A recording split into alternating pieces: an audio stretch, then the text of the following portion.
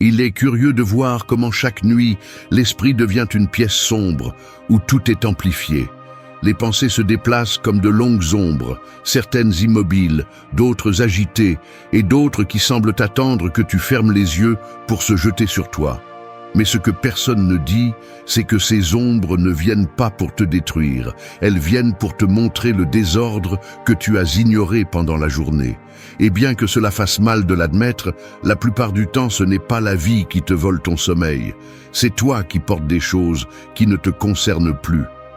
La nuit n'est pas seulement la fin de la journée, c'est un jugement silencieux où ton esprit te demande directement: vas-tu continuer à fuir ou vas-tu enfin organiser ce que tu as à l'intérieur? Et cette question, bien qu'inconfortable, est nécessaire. Parce que dormir n'est pas simplement fermer les yeux, c'est préparer le terrain pour que ton esprit cesse de lutter contre lui-même. Cette vidéo est pour cela, pour t'apprendre à mettre les choses en place avant de fermer les yeux, pour que tu ne t'endormes pas en portant une journée qui est déjà terminée, pour que ton esprit cesse d'être un champ de bataille et devienne petit à petit un refuge. Ici, nous allons utiliser le calme de Marc Aurèle, la clarté d'Épictète et la lucidité crue de Sénèque, mais traduite dans un langage réel, direct, humain. Parce que tu n'as pas besoin de poésie, tu as besoin d'outils qui fonctionnent.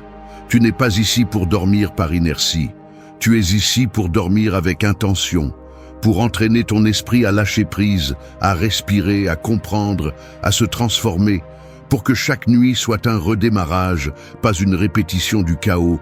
Si tu restes jusqu'à la fin, tu découvriras que la paix avant de dormir n'est pas un privilège, c'est une compétence. Et aujourd'hui, tu vas l'apprendre. 1. Lâche ce que tu ne contrôles pas. L'esprit est comme une vieille valise que tu traînes à travers l'aéroport de ta propre vie, remplie de choses qui ne t'appartiennent pas et dont tu n'as pas besoin, mais que tu te forces à porter. Et le plus curieux, c'est que plus tu mets de poids là-dedans, plus tu te demandes pourquoi tu es si fatigué. Avant de dormir, cette fatigue se ressent non seulement dans le corps, mais aussi dans la tête, car c'est la nuit que tu te rends compte que tu continues à porter des situations qui ont expiré depuis longtemps. C'est la première erreur, croire que tout ce qui se passe doit être soutenu par toi, alors qu'en réalité, beaucoup de choses auraient dû être lâchées il y a des jours, des semaines ou des mois. Lâcher ce que tu ne contrôles pas n'est pas de la résignation. Ce n'est pas non plus de la faiblesse, c'est de la maturité émotionnelle. C'est l'acte conscient de décider que tu ne vas pas lutter contre l'inévitable. Épictète l'a bien dit, la liberté commence le jour où tu comprends ce qui est entre tes mains et ce qui ne l'est pas. Mais toi, comme beaucoup, tu passes tes nuits à essayer de résoudre des problèmes qui ne sont pas de ton ressort, comme si rester éveillé pouvait changer le passé ou corriger les décisions des autres. La vérité est autre.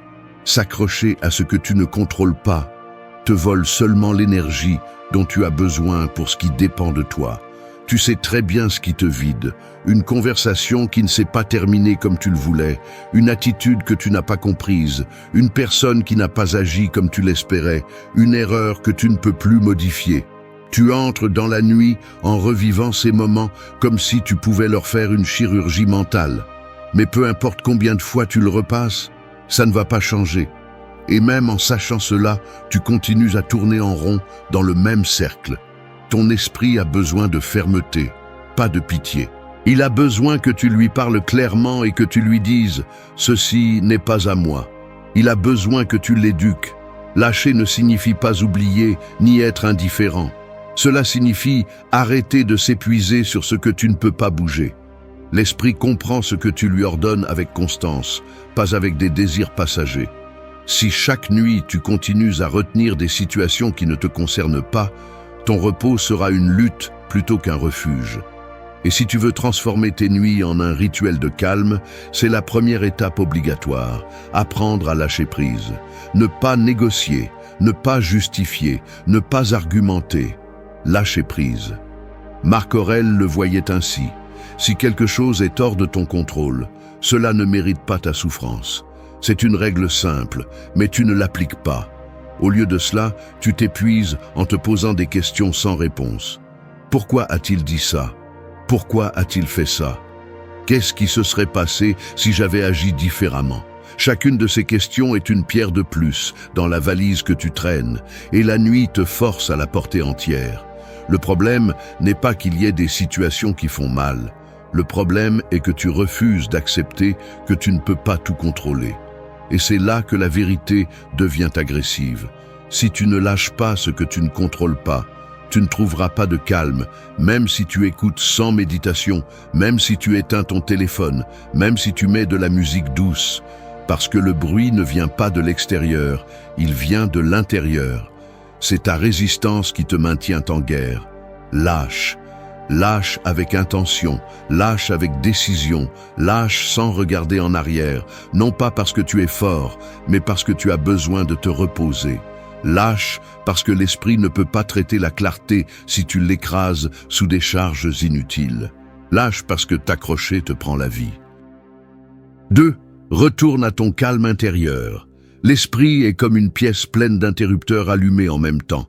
Chacun représente une préoccupation, un souvenir, une peur ou une conversation que tu as laissée en suspens. Et il arrive un moment de la journée où, si tu ne commences pas à éteindre ces interrupteurs, la lumière te fatigue, t'épuise et t'aveugle. Retourner à ton calme intérieur, c'est exactement ça. Parcourir ta propre pièce mentale et décider que tu n'as plus besoin de tout allumer. Non pas parce que les choses cessent d'être importantes, mais parce que tu as besoin de reprendre le contrôle de ton énergie. Le calme intérieur n'apparaît pas tout seul. Ce n'est ni un cadeau, ni une coïncidence. C'est une construction consciente. Et bien que cela semble évident, ce que tu négliges le plus, c'est justement cela, ton propre état intérieur. Tu es rapide pour prêter attention au bruit extérieur et trop lent pour regarder ce qui se passe en toi. Pendant la journée, tu peux te distraire, mais la nuit, tu n'as pas d'échappatoire. L'obscurité fait tout résonner plus fort. C'est pourquoi il est crucial d'apprendre à revenir à ton centre avant de dormir. Car si tu ne le fais pas, ton esprit deviendra un espace sans direction. Sénèque disait que l'esprit tranquille est invincible, et il avait raison. Mais la tranquillité ne s'obtient pas en attendant que le monde cesse de bouger, elle s'obtient en entraînant l'esprit à ne pas réagir à chaque stimulus. Quand la nuit tombe, la plupart des gens continuent à porter le rythme effréné de la journée, comme s'ils étaient encore en train de résoudre des urgences. Et tu le paies avec de l'insomnie, de l'anxiété ou des pensées répétitives. C'est pourquoi cette deuxième étape est si importante. Tu as besoin d'un retour conscient à toi-même, à la partie de toi qui ne se laisse pas emporter par le chaos. Retourner à ton calme intérieur ne signifie pas t'asseoir en silence et attendre des miracles. Cela signifie prendre le contrôle. Cela signifie reconnaître qu'il y a en toi un espace que personne ne peut toucher, que ni le passé, ni les opinions des autres, ni les problèmes de la journée ne peuvent altérer sans ton permission. Cet espace existe, mais tu l'ignores parce que tu es trop occupé à regarder dehors. La nuit, quand tout s'arrête, tu reviens inévitablement à cet endroit, mais tu le fais avec peur parce que tu n'as jamais appris à l'habiter. Cette étape t'apprend à le voir comme un refuge, pas comme une menace. Regarde la réalité en face. Une grande partie de ton agitation est apprise. Tu t'es habitué à réagir vite, à t'inquiéter avant qu'il ne se passe quelque chose, à laisser ton esprit courir seul comme un cheval déchaîné. Et la nuit, ce cheval a besoin d'être arrêté, pas puni. Il a besoin de direction. Le calme n'apparaît pas parce que quelqu'un le souhaite, il apparaît parce que tu l'imposes. Et pour cela, tu as besoin d'un acte de fermeté intérieure. Tu as besoin de te parler d'une manière que ton propre système nerveux comprend. Tout est résolu pour aujourd'hui. Maintenant, je retourne à moi. Le calme intérieur est une discipline. Ce n'est pas du conformisme, ce n'est pas de la faiblesse. Il nécessite une force émotionnelle. Il nécessite que tu sois honnête avec toi-même et que tu reconnaisses quand ton esprit exagère. Il nécessite que tu te rappelles que tu n'as pas besoin de tout résoudre en une seule journée. Il nécessite que tu acceptes que se reposer est aussi une forme de courage. Tu ne peux pas prendre des décisions claires si tu arrives à la nuit avec le même bruit que tu as eu au réveil. Tu as besoin de ralentir, tu as besoin de revenir au point où tout commence, ta respiration, ta conscience, ta présence. Quand tu reviens à ton calme intérieur, ton corps te suit.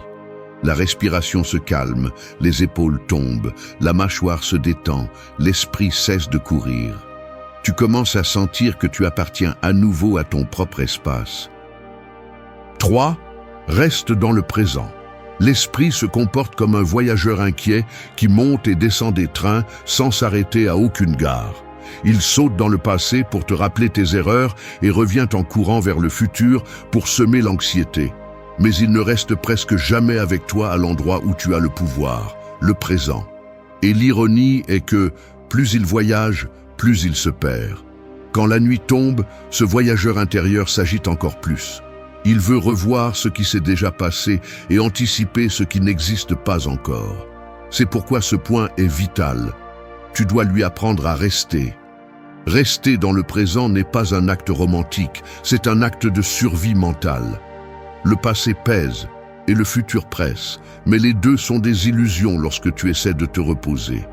Tu sais déjà ce qui se passe lorsque tu te couches et que ton esprit retourne revivre des conversations, des décisions, des blessures ou des moments que tu ne peux plus changer. Tu sais aussi ce qui se passe lorsqu'il s'avance en imaginant des scénarios, des problèmes ou des possibilités que personne d'autre que toi n'a vues. C'est la raison pour laquelle tu as besoin de t'ancrer.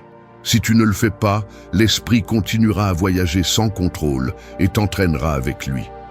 Marc Aurèle répétait que la vie se passe maintenant, pas dans les souvenirs ni dans les anticipations. Et bien que cela semble simple, le vivre est une autre histoire. Car rester dans le présent exige de la discipline, du courage. Il faut dire à ton esprit que ça suffit, que ce n'est pas le moment d'explorer les archives du passé ni d'inventer de nouvelles inquiétudes. Que maintenant, seule ta respiration, ton corps, ton repos comptent. Il ne s'agit pas de nier les émotions, il s'agit de les diriger. Tu es celui qui décide si l'esprit devient un foyer ou un champ de bataille. La nuit amplifie ce que tu n'as pas traité pendant la journée. Les tâches en attente, les culpabilités accumulées, les doutes que tu as laissés en silence, tout apparaît comme des échos qui frappent la conscience. Et c'est là que beaucoup échouent, parce qu'ils pensent qu'ils doivent les résoudre avant de dormir. Mais non, tu n'es pas obligé de fermer tous les processus mentaux chaque nuit.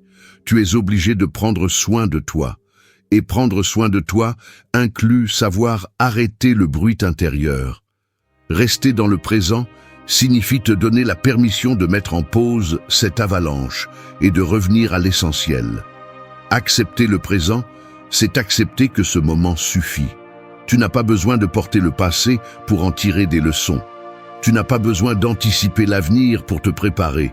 Tout ce dont tu as besoin est ici, en toi, dans l'unique fraction de temps où tu as une influence réelle. Quand tu comprends cela, la façon dont tu entres dans la nuit change.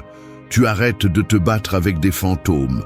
Tu arrêtes de planifier des guerres. Tu arrêtes de te questionner sur ce que personne ne peut répondre maintenant. Tu te donnes de l'espace pour exister sans te demander autant. Lorsque tu restes dans le présent, ta respiration devient un guide, pas un réflexe automatique. Tes pensées s'organisent au lieu de se disperser. Ton corps reconnaît qu'il est en sécurité et commence à se détendre vraiment. C'est la différence entre dormir agité et dormir en paix. Le présent est le seul endroit où le repos se produit. Le passé ne dort pas et le futur ne se repose pas, mais tu peux le faire si tu ne leur ouvres pas la porte. Sénèque avertissait que la pauvreté n'est pas ce qui manque, mais ce qui est désiré en excès. Et cela s'applique aussi à l'esprit. Tu désires contrôler le passé, dominer l'avenir, tout corriger, tout anticiper. Mais cela ne fait que te prendre de l'énergie et de la clarté. Rester dans le présent te rend les deux. Ce soir, lorsque tu fermeras les yeux, ne va pas à une autre gare. Reste ici, reste avec toi. Reste dans le seul temps où le calme peut exister. 4. Affronte la peur avec sérénité. La peur ressemble beaucoup à une ombre projetée par une lumière défectueuse. Plus tu es fatigué, plus elle semble grande, plus elle apparaît déformée et plus elle occupe d'espace dans ton esprit. À la tombée de la nuit, cette ombre bouge différemment, elle devient plus grande, plus insistante, comme si elle attendait que tu fermes les yeux pour te parler à voix basse. Et même si tu le nies, tu le sais.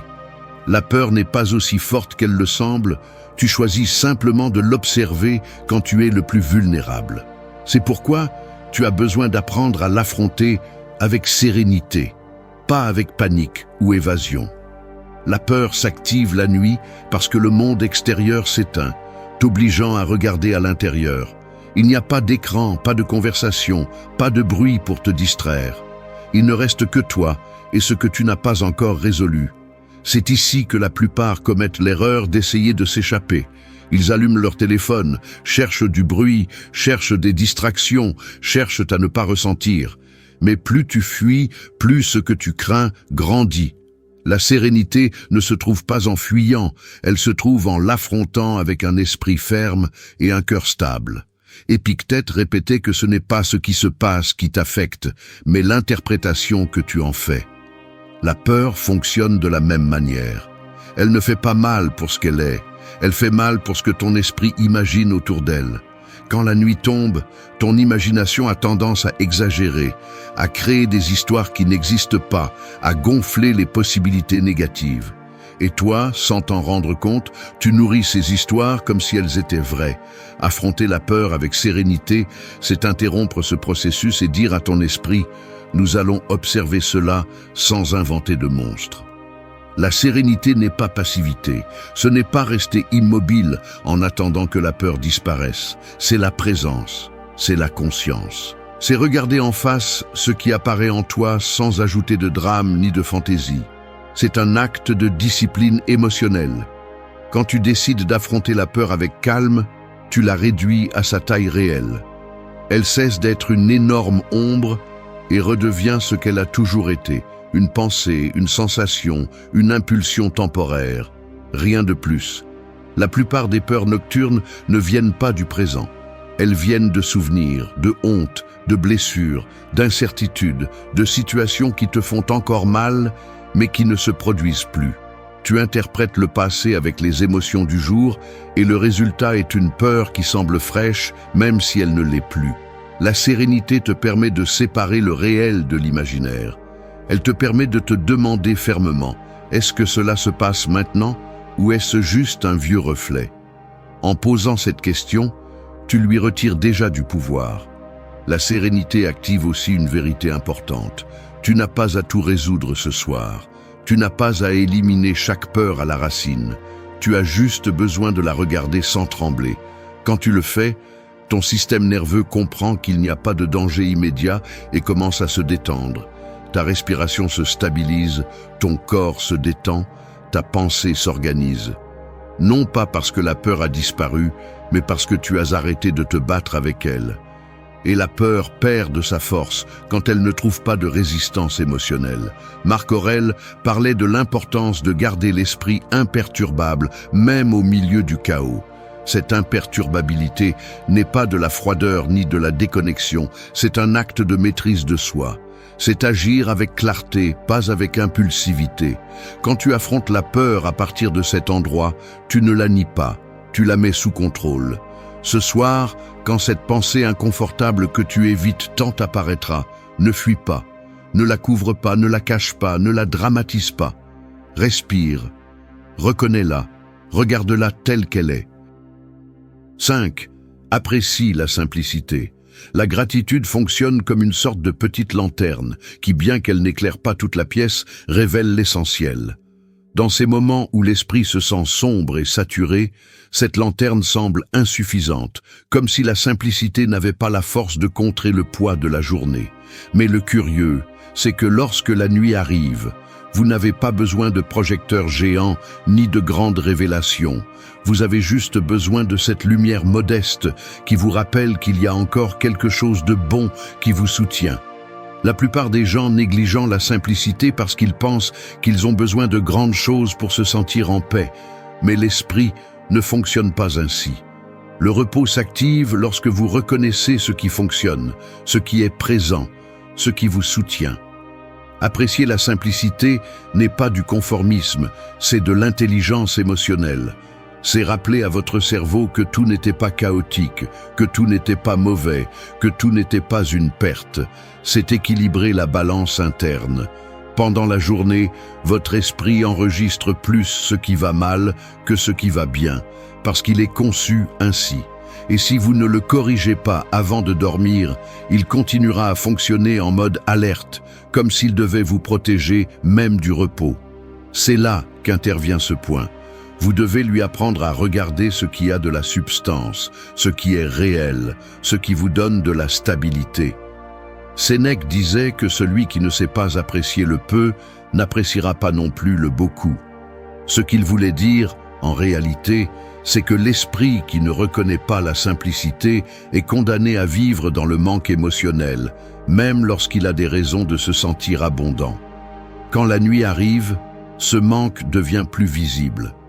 Vous vous couchez en pensant à ce qui manquait, à ce qui n'a pas bien marché, à ce qui vous a fait mal, à ce que vous n'avez pas réussi à obtenir. Et bien sûr, votre corps ne peut pas se détendre si toute votre attention est portée sur le négatif. C'est pourquoi la gratitude est si puissante. Elle ne change pas la réalité, elle change la direction de votre regard. Cette étape ne consiste pas à vous forcer à être positif. Ce n'est pas vous obliger à sourire ni à simuler la paix. C'est un exercice interne d'honnêteté. C'est vous dire à vous-même, aujourd'hui, il y a eu du chaos, oui, mais il y a aussi eu quelque chose qui m'a soutenu. Cela peut être quelque chose d'aussi petit qu'une conversation qui vous a soulagé, un repas que vous avez apprécié, un moment où vous avez respiré profondément, un rire inattendu, une décision correcte, ou même le simple fait d'être ici en terminant une journée de plus. C'est suffisant. Bien que cela puisse sembler minime, votre esprit en a besoin. C'est son rappel d'équilibre. La gratitude nocturne est une sorte de nettoyage mental. Tout comme vous ne vous coucheriez pas avec les mains sales, vous ne devriez pas le faire avec une conscience saturée. Reconnaître la simplicité nettoie. Elle dissout la tension accumulée. Elle ordonne vos émotions. Elle envoie un message clair à votre corps. Tout n'a pas été mauvais, nous pouvons nous reposer. Et croyez-moi, votre système nerveux réagit immédiatement. La respiration devient plus profonde, le corps se détend et l'esprit cesse de se battre. Apprécier la simplicité vous redonne également de la perspective, parce que souvent, vos problèmes de la journée ne sont pas aussi graves que votre esprit vous a fait ressentir. Lorsque vous reconnaissez le bien, même en petite dose, vous commencez à voir clairement ce qui compte vraiment. Vous comprenez ce qui vaut votre énergie et ce qui ne la vaut pas. Vous comprenez où mettre votre attention et où la retirer. Cette clarté est essentielle pour dormir en paix. Marc Aurèle écrivait chaque nuit sur ce qu'il avait appris, sur ce qu'il avait apprécié, sur ce qui aurait pu être pire. Ce n'était pas un rituel philosophique, c'était un outil pour libérer l'esprit avant de dormir. 6. Embrasse le silence. Le silence fonctionne comme un miroir sans filtre. Quand tout s'éteint et que tu restes seul avec toi-même, le silence te montre ce que tu as réussi à cacher pendant la journée sous le bruit, la vitesse et les distractions. C'est comme une pièce où la lumière ne vient pas de l'extérieur, mais de ta propre conscience. Et cette lumière, bien que douce, révèle tout. Elle révèle ta fatigue, tes tâches émotionnelles en suspens, tes doutes, tes désirs, tes blessures. C'est pourquoi beaucoup de gens craignent le silence de la nuit. Non pas parce qu'il est vide, mais parce qu'il est honnête. Et l'honnêteté interne, quand tu ne l'as pas pratiquée, peut se sentir comme un coup. Mais c'est justement là que réside le pouvoir de ce point. Embrasser le silence au lieu de le fuir. Pendant la journée, tu t'entoures de stimuli qui occupent ton esprit. Conversations, réseaux sociaux, musique, notifications, tâches, préoccupations. Cette activité constante te donne l'impression d'être en contrôle, alors qu'en réalité, tu évites seulement ce que tu as besoin d'affronter. La nuit, quand il ne reste plus rien pour te distraire, l'esprit tombe dans ce silence inévitable. Et si tu ne sais pas le gérer, il devient un ennemi. Mais le silence n'est pas ton ennemi. C'est ton guide. C'est un outil. C'est un espace où tu peux entendre ce qui se passe vraiment en toi. Marc Aurèle méditait en silence avant de dormir, non pas parce que c'était une mode ou une habitude philosophique élégante, mais parce qu'il comprenait que l'esprit a besoin d'un endroit où se poser. Le silence est cet endroit. Quand tu l'embrasses, au lieu de lui résister, tu commences à remarquer quelque chose d'important. La plupart de tes pensées ne sont pas des menaces, ce sont des avertissements. Ils ne cherchent pas à te détruire, ils cherchent à te montrer ce qui a besoin d'attention. Mais si tu réagis avec peur ou anxiété chaque fois qu'une pensée apparaît dans le silence, cette pensée s'intensifie. La sérénité face au silence est une forme d'entraînement mental. Le silence t'apprend aussi à observer sans intervenir. Et cela, bien que cela semble simple, est l'une des choses les plus difficiles pour l'esprit humain. Nous avons l'habitude de réagir, d'interpréter, d'anticiper, de résoudre. Mais tout ne doit pas être résolu. Tout ne doit pas être compris le même jour. Tout ne doit pas être débattu en interne avant de dormir. Certaines choses ont juste besoin d'être observées, et le silence te donne cet espace. Il te montre que tout ce qui apparaît dans ton esprit ne mérite pas une réponse immédiate. Certaines émotions ont juste besoin de temps pour se poser. La raison pour laquelle beaucoup de gens ne se reposent pas bien est qu'ils essaient de remplir le silence avec des explications, des inquiétudes inutiles, des analyses interminables. Mais le repos ne naît pas dans le bruit, il naît dans le calme. Le silence est la porte vers ce calme. Quand tu l'embrasses, quand tu arrêtes de te battre contre lui, ton système nerveux comprend qu'il n'a pas besoin d'être en mode alerte et il commence à se détendre, la respiration devient plus profonde, le rythme cardiaque ralentit, les muscles se relâchent, non pas parce que tout est parfait, mais parce que tu as arrêté de lutter contre ton propre intérieur. Embrasser le silence est aussi un acte de courage. C'est accepter que tu ne peux pas tout contrôler, que tu ne peux pas forcer ton esprit à se taire immédiatement, que tu ne peux pas résoudre le monde en une seule nuit. C'est te permettre d'être avec toi-même sans jugement. C'est reconnaître que ce qui apparaît en toi n'est pas une menace, c'est une partie du processus. Le silence ne t'expose pas, il t'ordonne. Il ne t'attaque pas, il t'arrange. Il ne te coule pas, il t'éclaire. 7. Respire pour renaître. La respiration est comme un bouton de réinitialisation que tu portes en toi sans t'en rendre compte. Chaque fois que tu inspires, tu recueilles des fragments de toi, et chaque fois que tu expires, tu lâches ce qui ne te sert plus, mais tu le fais si automatiquement que tu oublies son pouvoir. Quand la nuit tombe, l'esprit a tendance à être noué, plein de tensions, de bruit et de fatigue accumulée. Et la première chose qui se dérègle est la respiration. Elle devient rapide, courte, superficielle, comme si ton corps croyait que tu es encore en plein jour. C'est pourquoi ce point est crucial. Tu dois apprendre à utiliser ta respiration comme un outil conscient pour renaître intérieurement avant de dormir. La plupart des gens pensent que respirer profondément est une technique de relaxation, mais c'est bien plus que cela. Respirer consciemment est une déclaration. C'est dire à ton corps « Je suis en sécurité ». C'est dire à ton esprit « Je peux baisser la garde ». C'est dire à tes émotions « Je n'ai pas besoin de me battre ». La respiration est la seule fonction automatique que tu peux contrôler à volonté. Et ce n'est pas un hasard, c'est un design. Épictète parlait de revenir à ce qui dépend de toi, et ta respiration est justement cela. Tu ne peux pas contrôler la vie, mais tu peux contrôler comment tu la fais face. Tu ne peux pas contrôler ce qui s'est passé aujourd'hui, mais tu peux contrôler comment ton corps le traite cette nuit.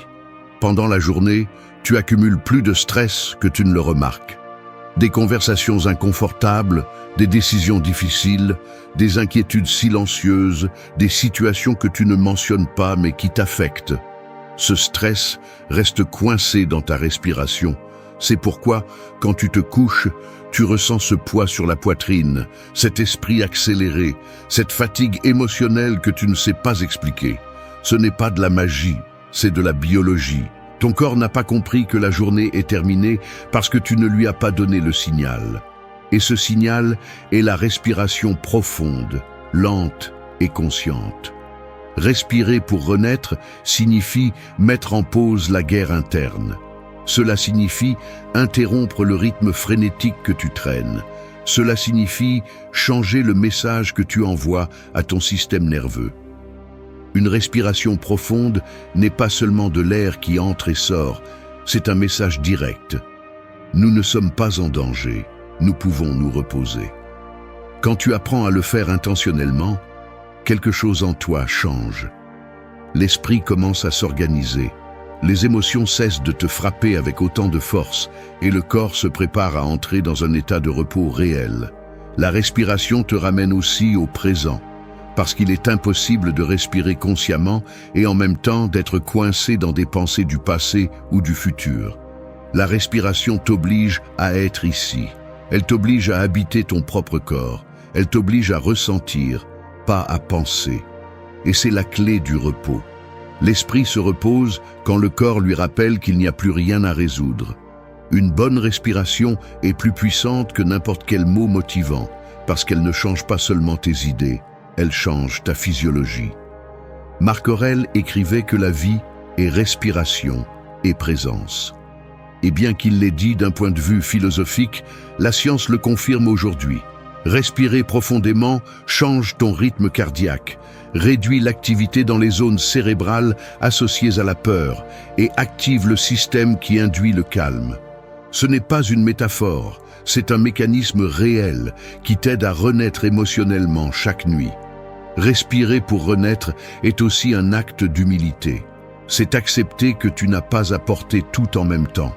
C'est te donner la permission de lâcher prise, même si ce n'est que pour quelques minutes. C'est reconnaître que tu as besoin d'un point de réinitialisation interne pour ne pas entrer dans le sommeil avec le corps tendu et l'esprit fragmenté. La respiration te ramène à toi. 8. Reprogramme ton esprit avec des mots. Les mots fonctionnent comme des codes secrets qui écrivent et réécrivent la façon dont tu te perçois toi-même. Ce ne sont pas de simples sons ou de jolies phrases, ce sont des commandes internes qui peuvent t'élever ou te détruire selon la façon dont tu les utilises. Chaque nuit, lorsque la fatigue commence à abaisser tes défenses mentales, ces commandes deviennent encore plus dangereuses ou plus puissantes. C'est ici que beaucoup échouent. Ils laissent leur esprit parler tout seul, sans filtre, sans direction, sans leadership. Et un esprit sans direction choisit toujours le chemin le plus sombre. C'est pourquoi tu as besoin d'apprendre à le reprogrammer avant de dormir, en utilisant des mots qui te renforcent au lieu de mots qui te brisent. La plupart des gens ne sont pas conscients de ce qu'ils se disent lorsqu'ils sont épuisés. Des phrases comme « je ne peux plus »,« tout va mal »,« je suis un désastre »,« je n'ai pas fait assez », deviennent des vérités momentanées qui sont ensuite stockées dans le subconscient. Et le subconscient ne fait pas la distinction entre la réalité et la répétition. Il obéit simplement. Ce que tu entends fréquemment à l'intérieur devient ton récit. Sénèque disait que nous souffrons plus de l'imagination que de la réalité. Et cela inclut les mots que nous utilisons contre nous-mêmes. Parfois, ce n'est pas la vie qui te fait mal, c'est toi qui te parles avec une dureté inutile juste avant de dormir. Reprogrammer ton esprit ne signifie pas te tromper ou répéter des phrases vides. Cela signifie choisir des mots qui décrivent qui tu veux être demain, pas seulement qui tu as été aujourd'hui. Cela signifie donner des ordres internes qui visent ta croissance, pas ta destruction. Lorsque tu es sur le point de dormir, ton cerveau entre dans un état où il absorbe l'information plus profondément. C'est un moment de grande plasticité mentale. Si dans cet état tu te blesses avec tes propres mots, tu en paies le prix émotionnellement le lendemain. Si dans cet état tu te renforces, tu renais. Épictète insistait sur le fait que tu ne peux pas contrôler ce qui se passe à l'extérieur, mais tu peux contrôler le dialogue interne. Ce dialogue est la base de ta stabilité émotionnelle. Lorsque tu choisis consciemment quoi te dire avant de dormir, tu programmes ton système pour qu'au réveil, il ne porte pas la voix de la peur, mais la voix de la clarté. Tu n'as pas besoin de longs discours ou d'affirmations exagérées, juste de mots honnêtes, fermes, constructifs. Des mots comme « je peux gérer ce qui vient »,« je termine cette journée avec apprentissage »,« demain je ferai mieux »,« j'ai de la force »,« je progresse ». Reprogrammer ton esprit avec des mots signifie aussi arrêter de répéter de vieilles histoires. Arrêtez de te rappeler des erreurs que tu as déjà payées. Arrêtez d'utiliser un langage qui t'épuise. Beaucoup de gens dorment mal parce qu'ils entrent dans le sommeil en se critiquant, en se jugeant ou en répétant la version la plus petite d'eux-mêmes. Le remords nocturne est l'une des habitudes les plus toxiques, car il t'entraîne à te réveiller en insécurité. Tu as besoin du contraire. Tu as besoin de t'entraîner à te réveiller ferme, clair, présent. Les bons mots ne font pas disparaître les problèmes, mais ils ordonnent l'esprit. En te disant quelque chose de constructif avant de dormir, tu envoies un signal émotionnel de clôture. Tu dis à ton corps, « Pour aujourd'hui, ça suffit. Demain, je continue. » Tu permets au système nerveux de lâcher le mode combat et d'entrer en mode restauration. Ton repos s'améliore, ta perception s'améliore, ton humeur s'améliore. Non pas parce que la vie change, mais parce que tu changes la façon de l'interpréter. Marc Aurèle écrivait pour se nettoyer l'esprit avant de dormir, non pas parce qu'il était faible, mais parce qu'il comprenait que la pensée a besoin de discipline. 9. Reconnais ta force. La force intérieure ressemble à ces anciennes colonnes qui soutiennent d'énormes temples. Elles ne font pas de bruit, ne cherchent pas l'attention, ne brillent pas, mais sans elles, tout s'effondrerait. Tu as ces colonnes en toi, même si parfois tu n'en es pas conscient. Et c'est la nuit, quand plus personne ne te regarde, quand tu ne joues plus pour le monde, quand tu ne prétends plus pouvoir tout faire, que ces colonnes montrent leur véritable dimension. La plupart des gens pensent que la force ne se voit que lorsqu'on est debout, en pleine bataille. Mais la vérité est que la force la plus profonde se révèle en silence, dans l'obscurité, quand tu es avec toi-même et que tu décides quand même d'avancer. Reconnaître ta force n'est pas gonfler ton ego, ni te raconter des histoires héroïques. C'est regarder de manière objective tout ce que tu as enduré sans te briser. C'est reconnaître que tu as traversé des moments qui auraient pu détruire ton esprit, et pourtant, tu es toujours là.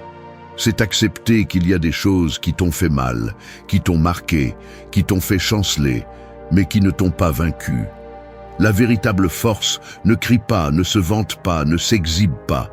Elle reste ferme, même les jours où tu te sens petit. C'est pourquoi ce point est inconfortable pour beaucoup, car il oblige à voir la valeur propre que tu ignores si souvent.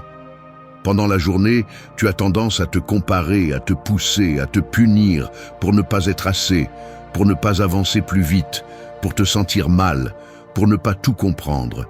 Et tu arrives à la nuit avec l'idée fausse que ta valeur dépend de ta productivité.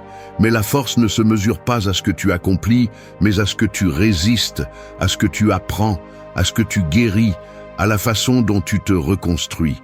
Épictète disait que personne n'est plus fort que celui qui peut se maîtriser lui-même. Et ce contrôle ne se pratique pas dans les moments faciles. Il se pratique justement dans ces nuits où l'esprit ne coopère pas. Et pourtant, tu choisis d'avancer.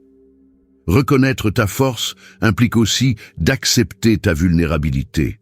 Oui, cette partie qui te dérange, cette partie que tu préfères cacher, cette partie qui te fait te sentir humain.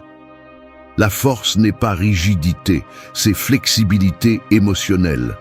C'est savoir quand avancer et quand s'arrêter.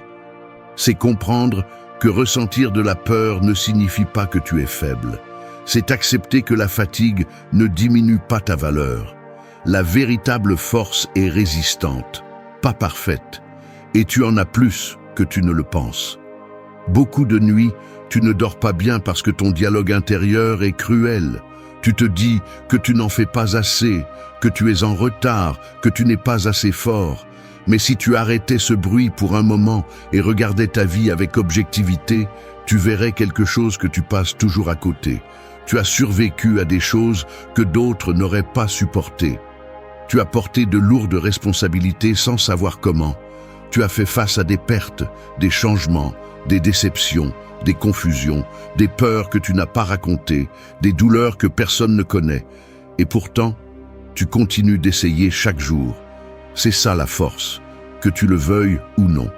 Marc Aurèle rappelait dans ses méditations que l'être humain est fait pour résister plus qu'il ne le pense.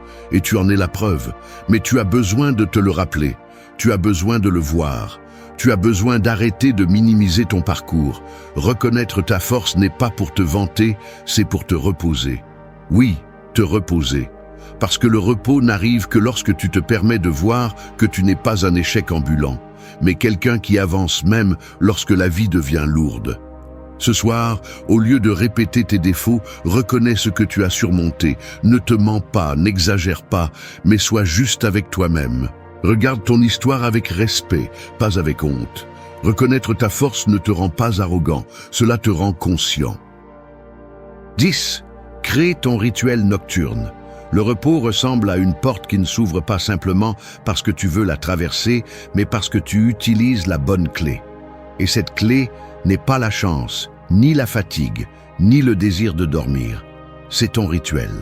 Ton esprit a besoin de signaux clairs pour comprendre que la journée est terminée et qu'un nouvel espace commence.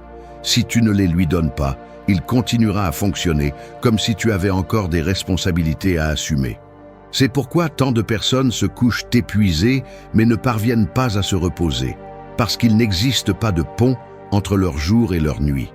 Ce point existe pour construire ce pont avec intention. Créer un rituel nocturne ne consiste pas à répéter des actions mécaniques. Ce n'est pas se laver les dents et c'est tout. Ce n'est pas se coucher et attendre des miracles. Un rituel est une déclaration d'ordre. C'est dire à ton esprit, à partir d'ici, tout change. Les stoïciens étaient des maîtres en la matière. Ils ne terminaient pas la journée en improvisant. Marc Aurèle écrivait pour nettoyer son esprit. Épictète repassait ce qui dépendait de lui et ce qui ne dépendait pas. Sénèque analysait ses émotions sans se juger. Ce n'était pas un acte mystique, c'était une discipline mentale pour ne pas entrer dans le sommeil en portant le chaos de la journée. Ton rituel nocturne doit remplir une seule fonction, organiser ton esprit pour qu'il puisse lâcher prise. Tu n'as pas besoin de quelque chose d'élaboré, tu as besoin de quelque chose de fonctionnel, quelque chose que ton cerveau comprend comme un schéma de clôture. Cela peut être de diminuer l'intensité de la lumière, de ranger un peu ton espace, de consacrer quelques minutes à respirer, de repasser mentalement ce que tu as appris, ou même de te répéter des mots que tu as besoin d'entendre.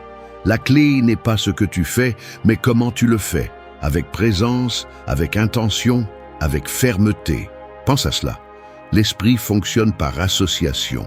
Si tous les jours tu te plonges directement dans ton téléphone avant de dormir, l'esprit associe se coucher à continuer à traiter de l'information.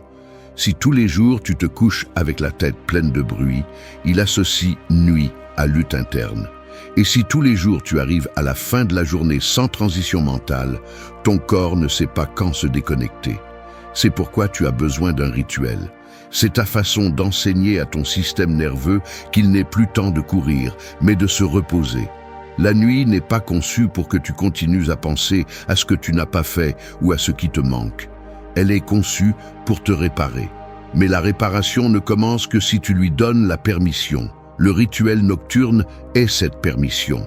C'est le rappel que tu peux t'arrêter, que tu n'as pas besoin de continuer à ruminer des idées, que tu ne vas pas résoudre ta vie à 2 heures du matin, que tu n'es pas obligé de continuer à porter des pensées désordonnées. C'est une discipline émotionnelle appliquée à ton repos. Crée un rituel qui s'adapte à ta réalité. Ne copie pas celui de quelqu'un d'autre. Ne cherche pas la perfection, cherche l'efficacité. Peut-être que ton rituel consiste à ordonner ta respiration, peut-être à écrire 3 lignes qui libèrent ton esprit, peut-être à remercier quelque chose de minime, peut-être à observer ta journée avec calme. L'important est que tu sois constant. L'esprit ne s'entraîne pas avec une pratique isolée, il s'entraîne avec la répétition.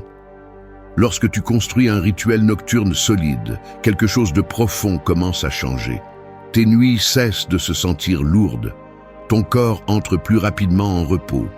Ton esprit cesse de te torturer avec des pensées circulaires. Ton énergie du lendemain s'améliore.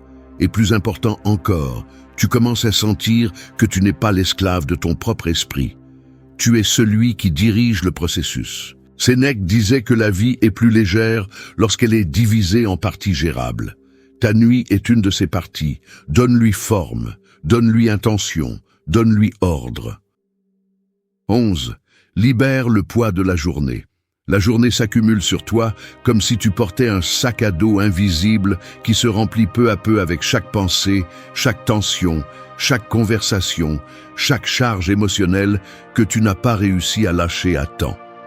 Quand la nuit arrive, ce sac à dos pèse plus que tu ne l'admets. Il te coûte de bouger mentalement. Il te coûte de respirer profondément. Il te coûte de sentir la clarté. Non pas parce que tu es brisé, mais parce que tu continues à porter des choses qui auraient dû rester derrière. C'est pourquoi ce point est crucial. Avant de dormir, tu as besoin de libérer le poids de la journée pour ne pas entrer dans le sommeil avec l'esprit plein de décombres. La plupart des gens ne le font pas. Ils arrivent au lit avec 1000 choses en tête, avec des discussions qu'ils revivent, avec des culpabilités inutiles, avec des scènes qu'ils ne savent pas lâcher. Et bien sûr, le corps veut se reposer, mais l'esprit ne le permet pas parce qu'il continue à travailler comme si la journée n'était pas terminée. Épictète disait que rien n'est plus fatigant que de porter ce qui n'est pas à toi. Et bien qu'il le disait dans un sens philosophique, cela s'applique de manière brutale à la vie quotidienne. Beaucoup de ce qui te pèse la nuit ne t'appartient même pas. Ce sont des préoccupations étrangères, des attentes externes, des responsabilités que tu as assumées sans nécessité, des erreurs que tu ne peux plus corriger, des histoires que ton esprit exagère. Libérer le poids de la journée ne signifie pas oublier ce qui s'est passé. Cela signifie ne pas le porter pendant que tu essaies de te reposer. La différence est immense. Tu peux apprendre de la journée sans la traîner. Tu peux réfléchir sans te blesser. Tu peux te souvenir sans revivre. Mais pour cela, tu as besoin d'une décision consciente. Séparer ce qui est terminé de ce qui continue. Et même si cela semble simple, ton esprit ne le fera pas tout seul. Tu dois le guider. Le poids de la journée a tendance à rester coincé à 3 endroits. L'esprit, la poitrine et les muscles. Tu le ressens comme une tension sur le front, comme une pression douce mais constante sur la poitrine, comme une rigidité dans les épaules ou le dos. Ce poids est émotionnel, mais il s'exprime physiquement. Si tu ne le libères pas, tu ne dors pas bien. Si tu ne dors pas bien, tu te réveilles épuisé. Et si tu te réveilles épuisé, le lendemain pèse le double. C'est pourquoi ce point rompt le cycle. Libère avant de dormir pour ne pas accumuler. Marc Aurèle écrivait chaque nuit pour lâcher la charge émotionnelle de la journée. Il ne le faisait pas pour se souvenir, mais pour vider son esprit. Tu peux faire quelque chose de similaire sans avoir besoin d'écrire. Tu peux le faire en respirant, en parlant avec toi-même, en fermant mentalement des situations ou simplement en disant fermement « Cela appartient à la journée, pas à la nuit ». Bien que cela semble simple, ton système nerveux entend ces mots comme un ordre. Et il répond. Libérer le poids de la journée implique aussi d'accepter que tu ne peux pas tout régler en une seule journée. Tu ne peux pas résoudre toutes tes émotions d'un coup. Tu ne peux pas te forcer à traiter ce que tu n'es pas encore prêt à comprendre. Certaines charges nécessitent plus de temps, et c'est normal. Mais même ainsi, tu peux les lâcher pendant quelques heures. Tu peux te dire « je reprends ça demain avec une autre énergie ». C'est de la maturité émotionnelle. C'est de l'intelligence interne. C'est du véritable soin de soi. Ce point t'aide aussi à reconnaître quelles charges sont à toi et lesquelles ne le sont pas. Parce que souvent, tu vas te coucher en pensant à ce que quelqu'un a dit, à ce que quelqu'un a fait, à ce que quelqu'un n'a pas accompli, à ce que tu n'as pas réussi à contrôler. Et tu t'épuises en soutenant des choses qui ne dépendent pas de toi. Libérer le poids de la journée, c'est aussi se rappeler la dichotomie du contrôle. Certaines choses sont sous ton contrôle, d'autres non. Et ce que tu ne contrôles pas n'a pas de sens que cela te prive de sommeil. Ce soir, avant de fermer les yeux, parle-toi avec la même sérieux que tu affronterais un conflit important. 12. Accepte ce qui ne dépend pas de toi. Accepter ce qui ne dépend pas de toi, c'est comme regarder la mer depuis le rivage. Tu peux observer ses mouvements, sentir sa force, reconnaître sa beauté ou son intensité, mais tu ne peux pas contrôler ses vagues. Peu importe combien tu t'efforces, combien d'anxiété tu ressens ou combien tu t'inquiètes, la mer ne va pas t'obéir. La vie fonctionne de la même manière. Il y a des choses qui sont devant toi, qui t'affectent, qui te bougent et qui te secouent, mais qui ne dépendent pas de toi. Et tant que tu insistes pour les manipuler mentalement, ta nuit sera un champ de bataille sans fin. Beaucoup de gens pensent que accepter c'est se rendre, mais accepter c'est le contraire. C'est reprendre le pouvoir, c'est reconnaître où tu dépenses de l'énergie qui ne donnera jamais de résultat. C'est comprendre que tu n'as pas à te fatiguer dans des batailles que tu ne peux pas diriger. Épictète répétait que la liberté commençait par cette séparation, ce qui dépend de toi et ce qui ne dépend pas. Et sans cette séparation, l'esprit devient un labyrinthe où chaque pensée se heurte à un mur invisible. Accepter ce qui ne dépend pas de toi est une pratique émotionnelle qui devient indispensable à la fin de la journée. Parce que la nuit, l'esprit s'obsède particulièrement avec ce que tu ne peux pas contrôler. Il l'exagère, il le déforme, il y pense sans cesse, il le transforme en un monstre nocturne. Tu restes éveillé, à imaginer des scénarios, à repasser des conversations, à essayer de corriger des situations déjà terminées, ou à essayer d'anticiper ce qui pourrait mal se passer demain. Mais rien de tout cela ne dépend de toi. Et pourtant, tu t'épuises comme si ton esprit pouvait changer le destin simplement en pensant plus fort. Accepter n'est pas nier, ce n'est pas prétendre, ce n'est pas ignorer, c'est mettre chaque chose à sa place. Ce qui dépend de toi, tu le travailles. Ce qui ne dépend pas de toi, tu le laisses aller. C'est la division dont tu as besoin pour dormir en paix. Quand tu comprends cela, tu commences à voir combien de poids émotionnels tu portais inutilement. Tu commences à remarquer combien de situations te blessent, non pas parce qu'elles sont graves, mais parce que tu résistes à les accepter telles qu'elles sont. Marc Aurèle disait que la tranquillité arrive quand tu arrêtes de lutter contre la réalité. Et bien que la phrase soit ancienne, elle est aujourd'hui plus nécessaire que jamais. Parce que plus tu essaies de contrôler, plus tu génères d'anxiété. Contrôler l'incontrôlable est épuisant. Vouloir que les gens agissent comme tu l'espères. Vouloir que les circonstances soient comme tu le souhaites. Vouloir que le monde cesse de bouger sans ta permission, tout cela est une souffrance volontaire. La vie ne s'adapte pas à tes préférences. Et cela, même si tu n'aimes pas, est quelque chose que tu dois accepter. Accepter ce qui ne dépend pas de toi implique aussi une maturité émotionnelle. Cela signifie ne pas t'accrocher à ce que tu ne peux pas changer. Cela signifie ne pas dépenser de pensée sur celui qui a déjà décidé quelque chose de son propre chef. Cela signifie ne pas te torturer avec des décisions étrangères. Cela signifie ne pas te battre avec la réalité simplement parce qu'elle ne coïncide pas avec tes plans. Accepter, c'est regarder la vie en face et dire « c'est ainsi, et même si je n'aime pas, je peux vivre avec ». Cette acceptation n'est pas passivité, c'est clarté. Quand tu sais ce qui ne dépend pas de toi, ton énergie s'organise. Tu arrêtes de te disperser, tu arrêtes de t'épuiser, tu arrêtes de te battre. Et avec cette énergie libérée, tu peux te concentrer sur ce que tu peux transformer. Ton attitude, ta réaction, ta pensée, ta discipline, ta sérénité. Accepter ce qui ne dépend pas de toi est l'un des outils les plus puissants pour bien dormir. Parce que l'insomnie émotionnelle commence quand tu essaies de résoudre mentalement ce qui ne peut pas être résolu. Mais si tu peux regarder une situation, reconnaître qu'elle n'est pas entre tes mains et la lâcher, ton esprit se calme presque immédiatement.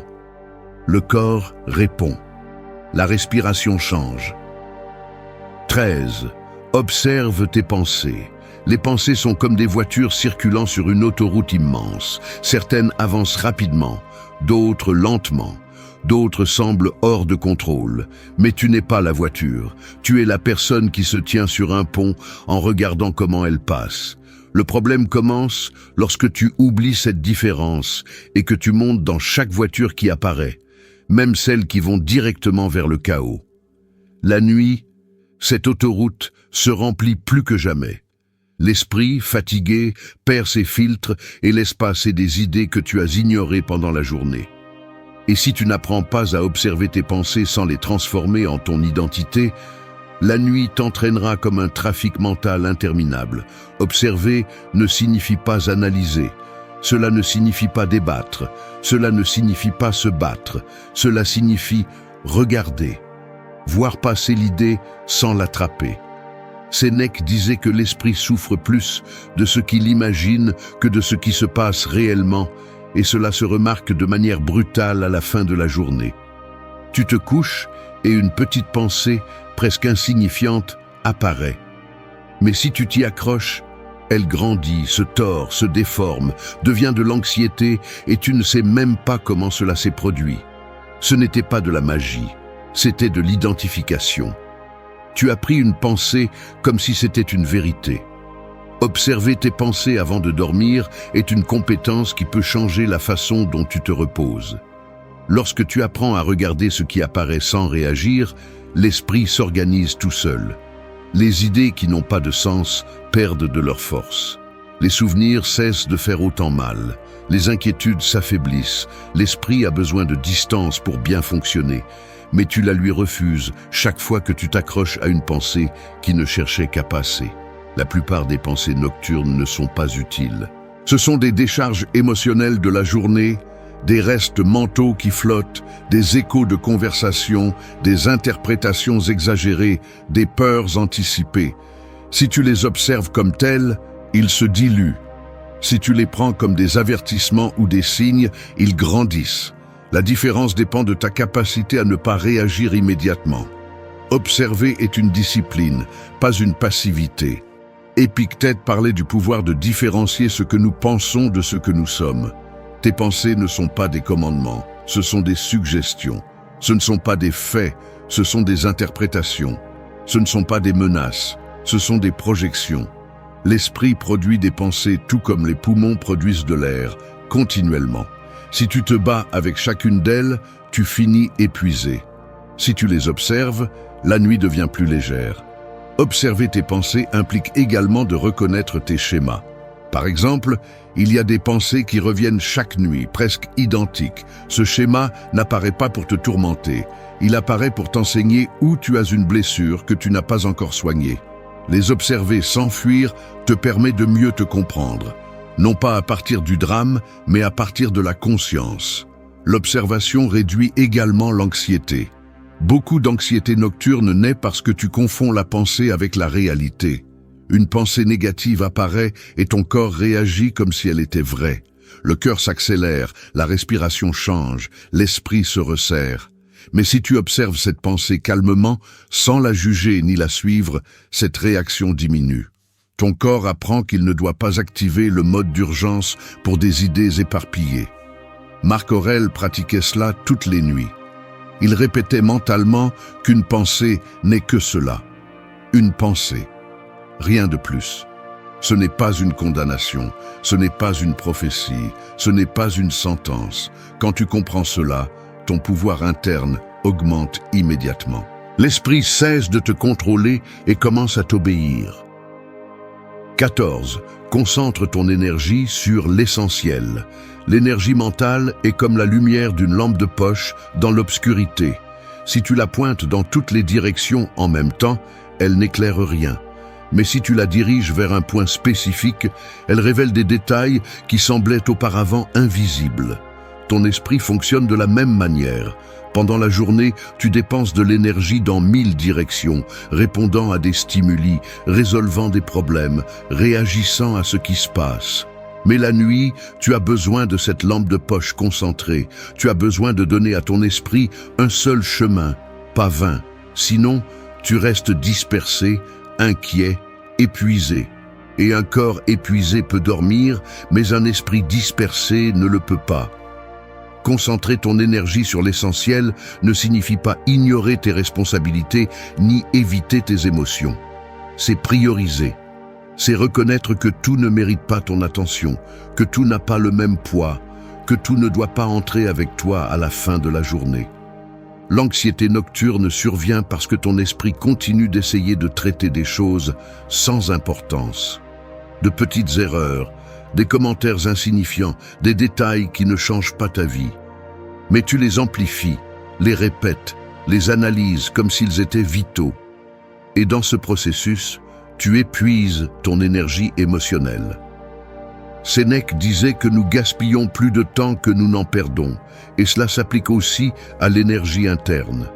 Tu perds de l'énergie à penser à ce qui n'a pas d'importance. Concentrer ton énergie sur l'essentiel est une forme d'autocontrôle. C'est dire à ton esprit « ceci oui, cela non ». Ce n'est pas facile, car l'esprit fatigué veut s'accrocher à tout. Mais tu n'es pas ton esprit, tu es celui qui le dirige. Ce point implique également de faire une distinction claire entre ce qui est urgent et ce qui est important. L'urgent a tendance à crier, à attirer ton attention, à te mettre sous pression. Mais l'important est ce qui définit ta paix. Quand la nuit arrive, l'urgent ne doit plus avoir de pouvoir sur toi. Tu n'es pas en mode résolution, tu es en mode restauration. Si tu continues à permettre aux urgences émotionnelles d'envahir ton repos, tu n'auras jamais de clarté pour le lendemain. Marc Aurèle écrivait que la vie devient légère lorsque nous apprenons à distinguer entre l'essentiel et l'accessoire. Et bien qu'il l'ait dit il y a des siècles, aucune phrase ne compte plus quand il s'agit de bien dormir. Tes préoccupations accessoires te privent de repos. Tes priorités essentielles te le rendent. Concentrer ton énergie avant de dormir t'aide à dégager le chemin mental. Cela te permet d'entrer dans un état où tu ne luttes plus avec 20 pensées, mais où tu ne soutiens que celles qui sont nécessaires. Pour y parvenir, tu dois te demander chaque nuit, qu'est-ce qui est essentiel maintenant? Pas demain, pas la semaine prochaine, pas dans un an, maintenant. L'essentiel est presque toujours ta tranquillité, ta respiration, ton repos, ta capacité à lâcher prise. Le reste peut attendre. Concentrer ton énergie implique d'accepter que tu ne vas pas tout résoudre aujourd'hui. Et surtout, cela implique de faire confiance en ta capacité à gérer les choses lorsqu'elles se présenteront. Cela implique également de reconnaître que ton énergie est limitée. Tu n'es pas infini. Tu ne peux pas tout gérer ni tout porter. Se concentrer signifie se protéger. Cela signifie choisir avec maturité où tu mets ton attention émotionnelle. Cela signifie arrêter d'investir ton énergie dans des personnes ou des situations qui te drainent et commencer à l'investir dans ce qui te construit. Cette sélection mentale est un acte de force interne. Lorsque tu concentres ton énergie sur l'essentiel avant de dormir, ton esprit se calme. Les pensées cessent de courir, le corps répond au calme. Ta nuit change complètement. Tu n'entres plus dans le sommeil en traînant des tâches en suspens, des culpabilités ou des préoccupations fracturées. Tu entres dans un vrai repos, dans un repos conscient. 15. Laisse ton esprit se reposer. Le repos mental ressemble à une fenêtre embuée. Si tu essaies de voir à travers pendant que tu continues à respirer sur le verre, tout devient flou, confus, inaccessible. Mais quand tu t'arrêtes, quand tu cesses de pousser, quand tu permets à la buée de se dissiper seule, la clarté apparaît sans effort. Ton esprit fonctionne de la même manière. Pendant la journée, tu respires sur cette fenêtre mentale sans t'en rendre compte. Tu penses trop, tu analyses tout, tu contrôles trop, tu anticipes les problèmes, tu portes des histoires, tu essaies de résoudre ce qui n'est pas prêt à être résolu. Et quand la nuit arrive, cette fenêtre est tellement embuée que ton esprit ne distingue plus rien. C'est pourquoi ce point est vital. Tu dois permettre à ton esprit de se reposer, ne pas le forcer à le faire. La plupart des gens ne comprennent pas cela. Ils vont au lit en pensant que se reposer signifie s'allonger et fermer les yeux. Mais fermer les yeux ne stoppe pas l'esprit. L'esprit ne se repose que lorsque tu le lui permets, lorsque tu lui donnes un véritable espace pour lâcher prise, pour s'arrêter, pour faire une pause. Pas lorsque tu continues à lui donner des ordres contradictoires, pas lorsque tu vérifies les réseaux sociaux 10 minutes avant de dormir, pas lorsque tu es allongé mais que ton esprit continue à courir comme s'il était au milieu de la tempête. Permettre le repos mental nécessite du courage. Car se reposer implique de renoncer au contrôle. Cela implique d'accepter que tu ne peux pas tout résoudre aujourd'hui. Cela implique de cesser de lutter contre tes pensées. Cela implique de cesser d'attendre des réponses immédiates. Et beaucoup de gens ont peur de cela. Ils ont peur de lâcher prise, ils ont peur de rester silencieux, ils ont peur de faire une pause. Mais ce qu'ils ne comprennent pas, c'est que le repos mental n'est pas seulement nécessaire, il est transformateur. C'est ce qui détermine si demain tu vas affronter la journée avec clarté ou avec chaos. Épictète enseignait que l'esprit doit être entraîné comme le corps. Et un muscle ne grandit pas pendant que tu l'utilises, il grandit pendant qu'il se repose. Il en va de même pour toi. Ton esprit traite, organise, répare et renforce ses connexions quand tu le laisses se reposer, pas quand tu le satures. Si tu entres dans la nuit en essayant de penser mieux, la seule chose que tu fais est d'intensifier l'épuisement. L'esprit n'est pas convaincu par la force, il est convaincu par l'espace. Permettre le repos mental implique également de laisser la journée se terminer émotionnellement. Cela signifie ne pas continuer à ruminer ce qui s'est passé il y a des heures. Cela signifie ne pas continuer à te punir pour de petites erreurs. Cela signifie ne pas continuer à rejouer des conversations que tu ne peux pas changer. Cela signifie te donner la permission de fermer la porte interne et de dire « Aujourd'hui, c'est fini ».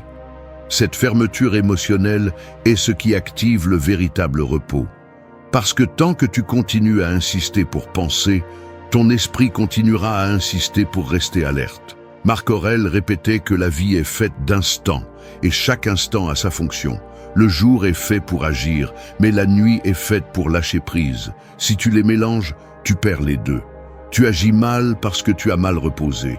Tu te reposes mal parce que tu as agi plus que nécessaire. C'est un cycle que seul toi peux briser en permettant le repos mental sans résistance. L'esprit se repose quand tu le traites avec compassion, quand tu ne lui demandes pas d'être parfait, quand tu ne le forces pas à tout comprendre, quand tu ne le juges pas pour se sentir fatigué, confus ou saturé. L'esprit a besoin que tu l'écoutes, pas que tu l'attaques. Il a besoin que tu le calmes, pas que tu le surcharges. Il a besoin que tu le guides vers le silence, pas vers l'exigence. Permettre à ton esprit de se reposer n'est pas un acte passif, c'est un acte de leadership interne. C'est te dire « j'ai fait assez pour aujourd'hui ». Et cela ne signifie pas te contenter, cela signifie respecter tes limites. 16. Trouve refuge dans le calme. Le calme ressemble à un lac au lever du jour. La surface semble immobile, mais en réalité, elle est pleine de vie interne, de mouvements doux, de micro-courants que l'on ne perçoit que si l'on s'approche suffisamment. De loin, il semble inerte, mais de l'intérieur, c'est un refuge. Ton esprit fonctionne de la même manière. De l'extérieur, il semble silencieux, mais à l'intérieur de ce calme, il y a un espace puissant que tu visites rarement, car tu es trop habitué au bruit. Ce point existe pour te rappeler que le calme n'est pas une absence, c'est une présence. Et la nuit, lorsque le monde autour de toi cesse de bouger, ce refuge intérieur devient indispensable. La plupart des gens ont peur du calme parce qu'ils le confondent avec le vide. Ils pensent que rester immobile, c'est cesser d'avancer, cesser de contrôler, cesser de penser. Mais le calme n'est pas l'inactivité, c'est la clarté. C'est le point où tu ne t'épuises plus en mouvements inutiles, en pensées répétitives ou en émotions exagérées. Marc Aurèle disait que celui qui maîtrise le calme maîtrise son monde. Mais maîtriser le calme ne signifie pas se forcer à rester immobile. Cela signifie apprendre à entrer dans cet état où ton esprit cesse de courir. Trouver refuge dans le calme, c'est donner à ton esprit un espace où il n'a rien à résoudre, où on ne lui demande pas de performance, où il n'a pas besoin de faire face au passé ni d'anticiper l'avenir. La nuit est parfaite pour le pratiquer car tu n'as plus de stimuli externes pour te distraire. Ce qui reste après le bruit, c'est la vérité de comment tu te sens à l'intérieur. Et même si cela peut te déranger au début, cet espace est celui dont tu as besoin pour te restaurer émotionnellement. Le calme ne se trouve pas en fuyant les pensées, mais en les laissant s'éteindre d'elles-mêmes. Comme un feu qui s'éteint lorsqu'on n'y ajoute plus de combustible, tes pensées perdent en intensité lorsque tu cesses de réagir à elles. Et c'est là que le calme apparaît. Cette sensation où tout est présent, mais rien ne te presse, où tout existe, mais rien ne fait mal, où tu restes toi-même, mais sans le poids de la journée. Épictète parlait de l'importance d'habiter le silence sans peur. Et ce calme est précisément cela, un silence habité, un silence conscient, non pas vide, mais plein de sérénité. Mais pour y arriver, tu dois cesser de chercher des distractions. Tu dois arrêter de remplir chaque seconde avec des stimuli. Tu dois te permettre des moments de pause réelle, de présence pure. Trouver refuge dans le calme n'est pas te déconnecter du monde, c'est te connecter à toi-même. C'est reconnaître qu'en toi, il y a un espace que personne ne peut toucher.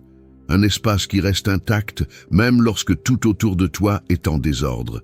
Et ce refuge intérieur est celui qui te soutient lors des nuits où l'esprit veut courir sans direction. Si tu y entres, le bruit devient lointain. L'anxiété perd de sa force. La peur diminue. L'esprit se repose parce qu'il ne se sent pas poursuivi. Le calme t'aide aussi à restaurer ton énergie. L'agitation mentale consomme d'énormes ressources émotionnelles. Le calme les récupère. C'est l'équivalent mental de s'asseoir après une longue journée et de sentir que tu peux enfin relâcher tes épaules. Ton corps le comprend immédiatement. La respiration devient plus lente. Le cœur ralentit son rythme. Le système nerveux entre en mode restauration. Non pas parce que tu as tout résolu, mais parce que tu as cessé de lutter contre tout. Trouver refuge dans le calme signifie accepter que tu n'as pas besoin de faire quoi que ce soit pour mériter du repos. Tu n'as pas besoin d'atteindre un certain niveau de productivité. Tu n'as pas besoin de tout contrôler. Tu n'as pas besoin de te sentir parfait. 17. Adoucis ton cœur avant de dormir.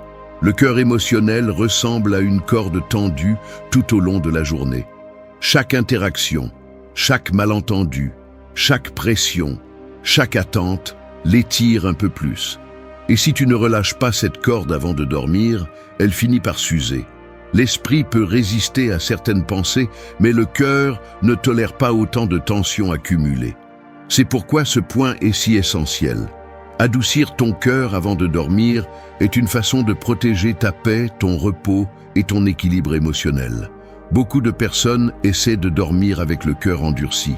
Après des disputes non résolues, des frustrations de la journée, des déceptions petites ou grandes, des charges internes qui ne sont pas dites mais ressenties. Ils arrivent à la nuit avec cette corde émotionnelle tendue, sans se rendre compte que ce nœud interne affecte l'esprit plus que n'importe quelle pensée lâche. Marc Aurèle disait que nous ne devons pas permettre que les émotions du jour contaminent la nuit. Et bien que cela semble être un enseignement simple, peu de personnes le pratiquent. Adoucir le cœur est un art. C'est une pratique. C'est un acte d'intelligence émotionnelle. Adoucir le cœur ne signifie pas justifier ceux qui t'ont fait du mal, ni minimiser ce que tu as ressenti. Cela signifie ne pas porter cette douleur brute dans le sommeil. Le cœur endurci ne te protège pas, il t'épuise, il te maintient en alerte, comme si quelque chose était encore en danger. Et un cœur en alerte ne permet pas à l'esprit de se reposer. Tu dois le libérer avant de fermer les yeux.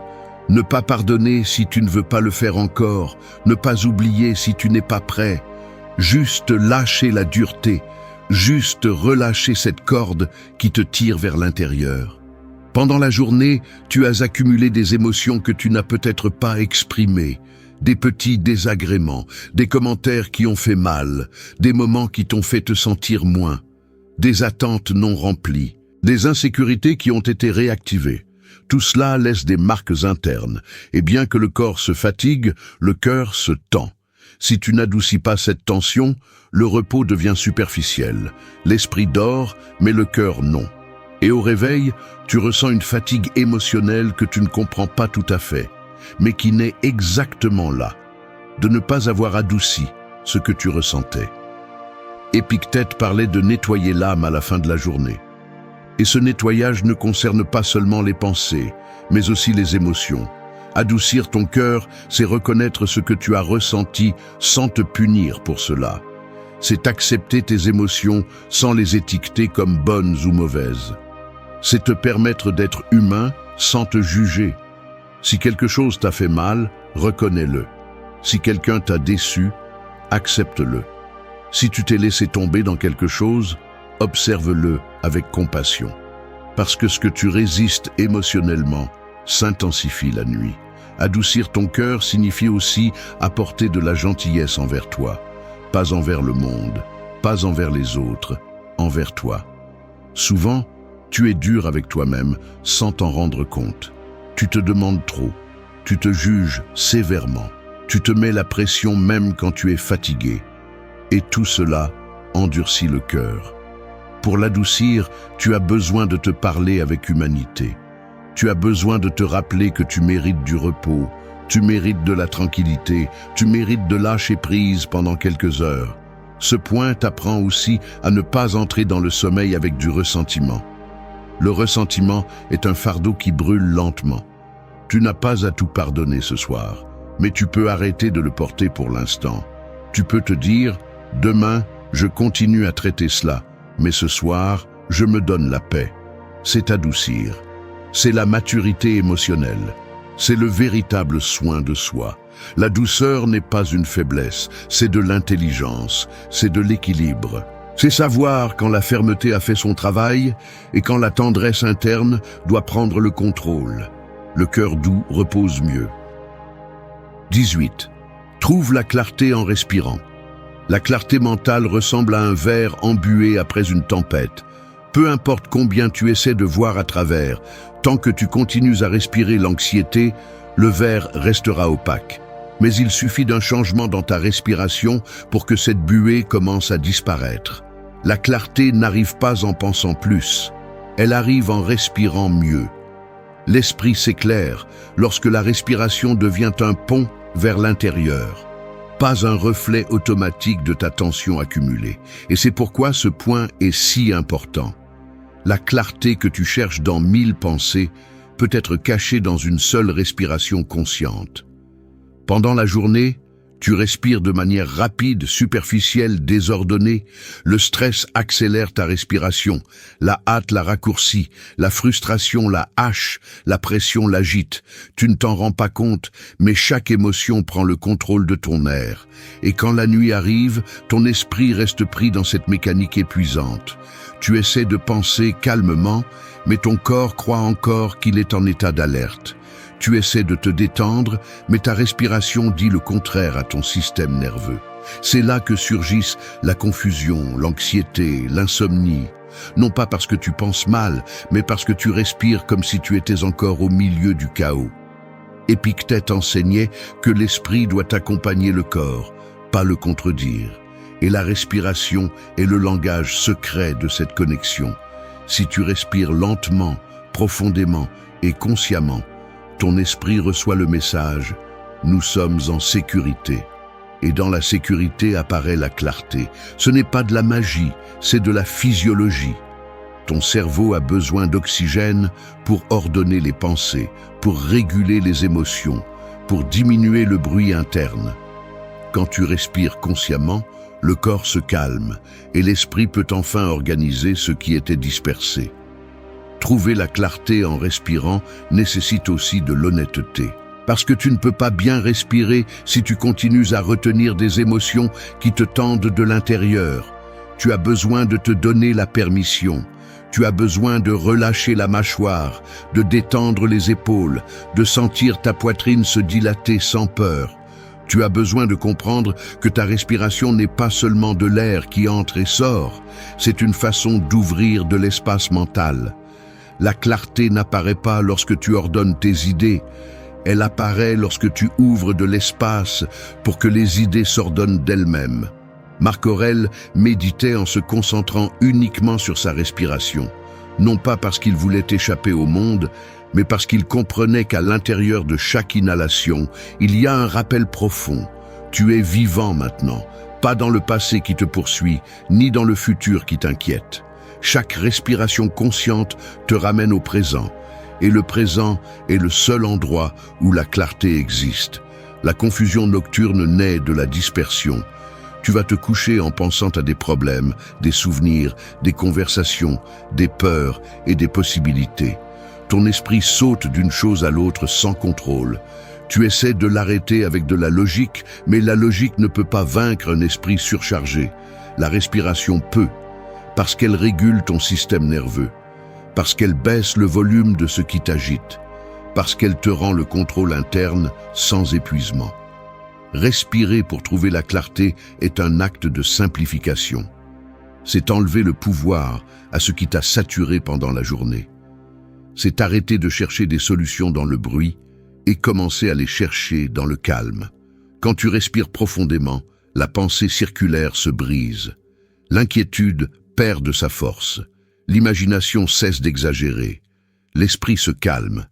Et dans ce calme, apparaît ce que tu avais besoin de voir. La clarté ne se sent pas toujours comme une grande révélation. Parfois, c'est simplement comprendre ce que tu ne dois pas penser ce soir. 19. Sois compatissant envers toi-même. L'autocompassion ressemble à une maison que tu continues de construire chaque jour. Pendant les heures de lumière, tu élèves des murs, tu poses des briques, tu répares des dommages, tu soutiens des structures. Mais à la tombée de la nuit, beaucoup de gens font quelque chose d'illogique. Ils démolissent une partie de cette maison intérieure avec des pensées dures, des reproches et des culpabilités inutiles. Et puis, ils se demandent pourquoi ils se réveillent émotionnellement fatigués. Être compatissant envers toi-même, c'est arrêter de détruire ce que tu as déjà construit. C'est permettre à ta maison intérieure de rester debout pendant que tu dors, sans effondrement provoqué par ta propre voix. L'autocompassion n'est pas de l'indulgence, ce n'est pas t'excuser de tout, ce n'est pas ignorer tes erreurs, c'est te traiter avec la même humanité que tu traiterais quelqu'un que tu apprécies. C'est reconnaître que tu fais de ton mieux avec ce que tu as. C'est regarder tes échecs sans les transformer en identité. C'est te permettre d'être fatigué sans te cataloguer comme faible. Sénèque disait que personne ne se blesse plus que celui qui se punit de l'intérieur. Et combien il avait raison. Beaucoup de gens ne se reposent pas parce que leur esprit devient un champ de jugement constant. Être compatissant envers toi-même avant de dormir implique de te parler dans un langage différent de celui que tu utilises lorsque tu es frustré. Pendant la journée, tu peux te demander, tu peux te pousser, tu peux te discipliner. Mais la nuit, tu as besoin de douceur dans cette voix intérieure. Tu as besoin de te dire des choses qui te soutiennent, pas qui te coulent. Le manque d'autocompassion est l'une des raisons pour lesquelles tant de gens vont au lit en pensant qu'ils n'ont pas fait assez, qu'ils ne sont pas assez ou qu'ils ne seront jamais assez.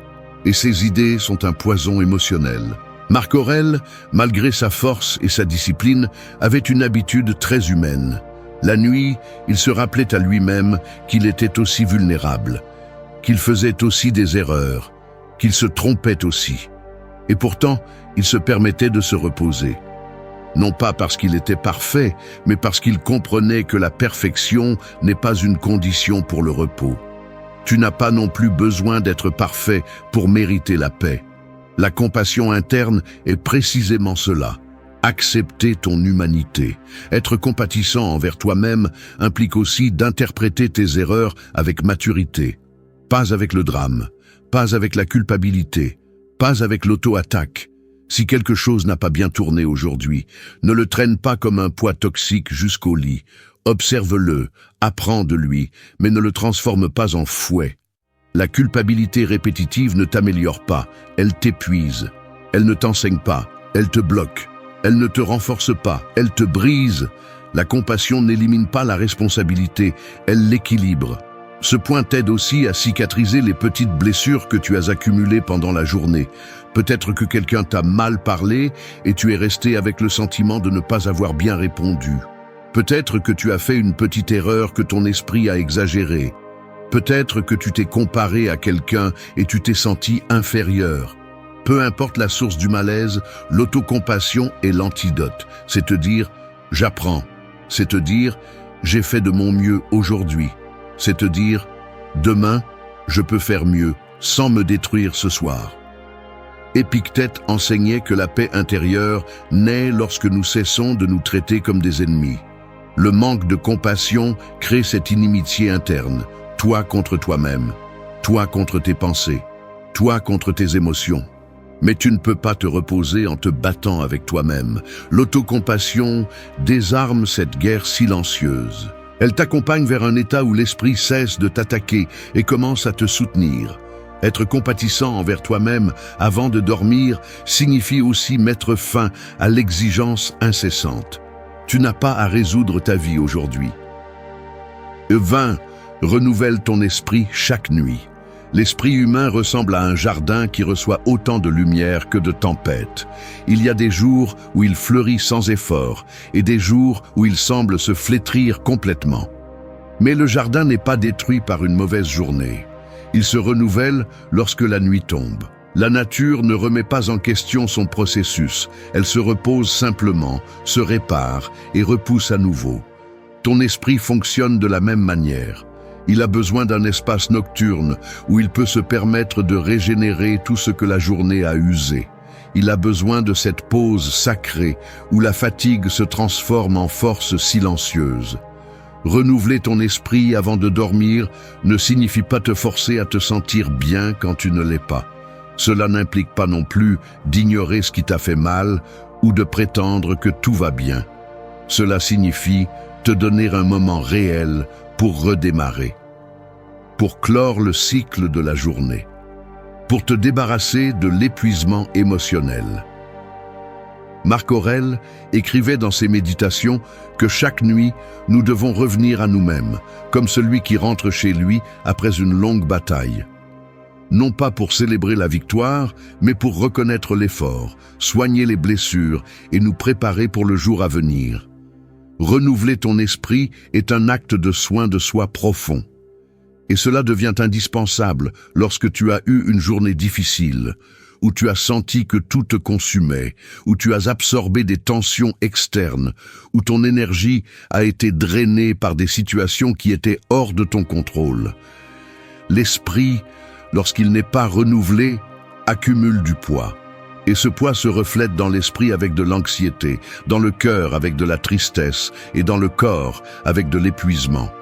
Mais le repos nocturne peut inverser cela si tu l'utilises de manière consciente. Épictète parlait du retour au centre, cet état où tu ne réagis plus ni ne portes d'émotions dispersées. Renouveler ton esprit signifie précisément cela, revenir à ton centre, revenir à ce que tu es quand personne ne te met la pression.